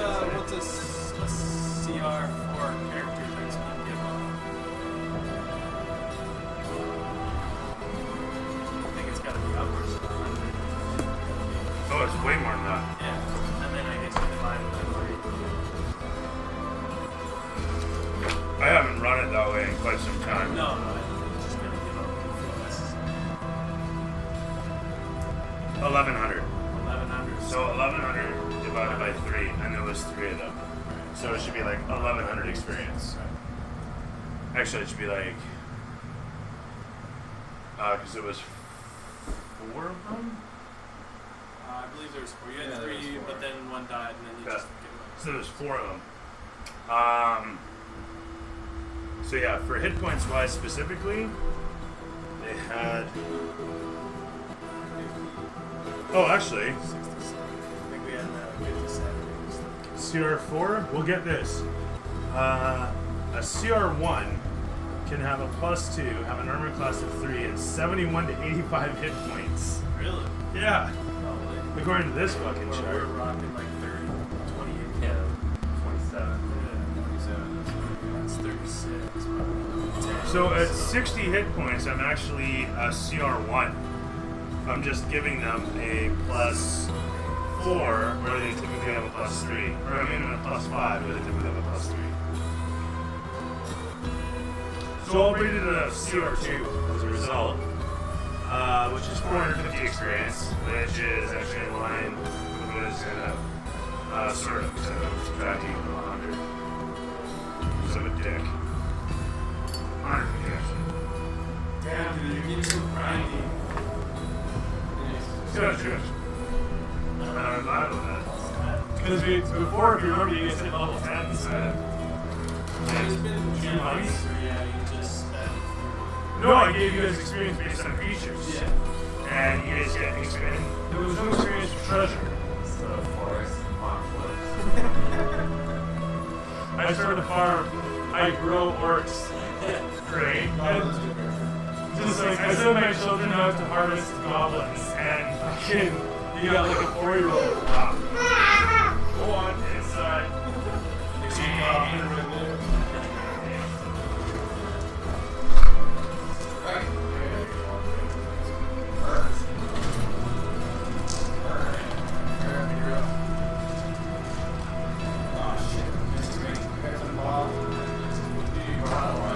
Oh yeah, you guys are doing it.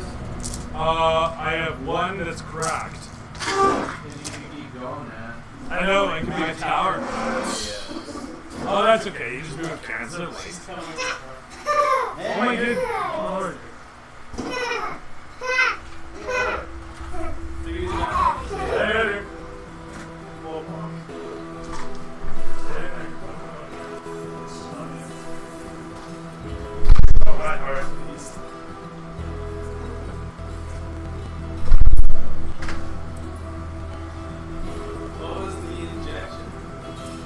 Which one? I don't know. There was more than one. Paul? No, he just dialed back on the amount of D&D he was playing. So Vernosuke's injection was the dong on the statue, the barrel flying across the room. I meant to hand out another canopic jar or two, because I think it'd be funny if you guys had a bunch of pressurized concussion canopics. Canopic concussion grenades. Yeah, Paul was just, he was getting sick of playing so much, like, it's all it is, and Fridays he wanted to, because he DMs too, right? Like, he DMs and thing. Like plays every day of the week. Except He was playing every day of the week, which is actually what I'm gearing to do here pretty quick with online games, because I'm looking at a lot of people on Facebook joining into online sessions. I put out a post on Facebook that said, you know, if you want to play, let me know, and we'll set something up. We'll do an online game over Hangouts. And so the response was really good. A lot of people are interested. So I gotta organize it, and that means actually, like, I gotta get a scheduling software to get everybody on that scheduling software and get them all fucking scheduled in. Probably just do it on, like, Isn't there like a Google Calendar site that like Oh, probably. I was thinking Google Calendar might do it. Roll20? Oh, yeah, I don't want to fucking do it online, though. I don't want to do it online like that. Like you can have like a little like thing you can build and like. It works. It's Like, it totally it's does. like RuneScape, like they move like. Yeah, it is. It's It kinda is. cool, Totally. like- Well, RuneScape was 3D, though. Yeah. RuneScape was 3D. This is, Roll20 is completely 2D. Yeah. Although they could do it 3D, that'd be neat. I should see a WebGL version. Like a sick mod, yeah. Dude, that'd be totally sick if you actually seen a fucking 3D version of Roll20. Yeah. At that point, I'd have to be down with it because you can like build a 3D Yeah, world. you can actually just with like some Right? tools to like build everything. Oh my god. Next step of it, right? And they're making money hand over fist now with Wizards of the Coast. Wizards of the Coast is publishing actual adventures, content onto Roll20. Oh, really? And so you can buy the book and then you pay $60 and you buy like a kit of all the sprites, Right. portraits, stats, records, rules, etc., etc., etc., etc., all in the system, like ready to go. And it's funny too because you know what? There's Tabletop Simulator out there, Yeah. and Tabletop Simulator has its own thing. I've seen that on Steam. Yeah, and I was looking at that too, and it's like that's pretty neat because it can do anything. Because it's just a simulator. It's like showing you a physical little realm, and you use your VR setup to do the thing, and that's cool. You know, especially if you want to play with a bunch of people, you can pick up the dice and roll them. Like that's fucking awesome. You know, or whip them across the room and they just spawn back on the table. Oh, you Awesome. give me the table flipping it. Right, and then everything spawns back. Oh, that's great. You know, I'm down with that. Especially when doing that might crash one of the players' computers, right? Because of the physics. Hang on, guys, I'm rebooting. So flipping the fucking tables. literally, we have the technology. But they're supporting Roll20, which is the great web tool that is free to get into, free to use, blah blah blah. That is the content that costs money. Whereas Table Simulator, you gotta pay $60. There's an entry fee, and then walled garden. Whereas with Roll20, it's not a walled garden. It is microtransactions or major macro transactions. That's a true point. Is you don't even roll dice. Well, you roll dice, but you just click a button and it tells you if you hit or miss, right? And so It makes it fast though, which is kind of nice for like you can add in all your modifiers. here's the thing: is like all the modifiers are added up on your sheet. You still got to know the rules, and if you still don't know the rules, you can't create a proper. right? There's no workflow for the stuff, so you can't be like, I'm gonna use this power, so it goes ding ding ding ding and subtracts and adds and blah blah blah. It's all just math, right? It's whatever. Yeah, you still gonna have to you still have to track all the numbers. The DM still has to click the little icon, get frustrated with the layering, accidentally add a goblin instead of click a goblin, like shit like that, right? Shit happens. Gotta go, guys. Alright. Catch you later. Take off. Later, guys. See you, Julie. Drive safe. We'll see you next week. Yeah, definitely. Whew. So it is.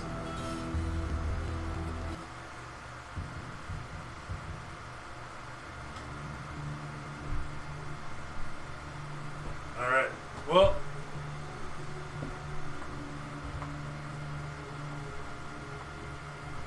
I think it's safe to say we're done.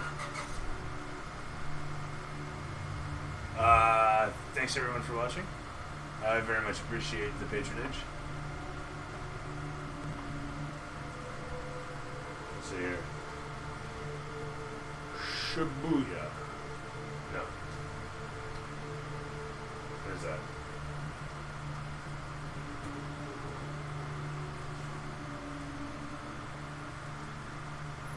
That. And then that. And then that.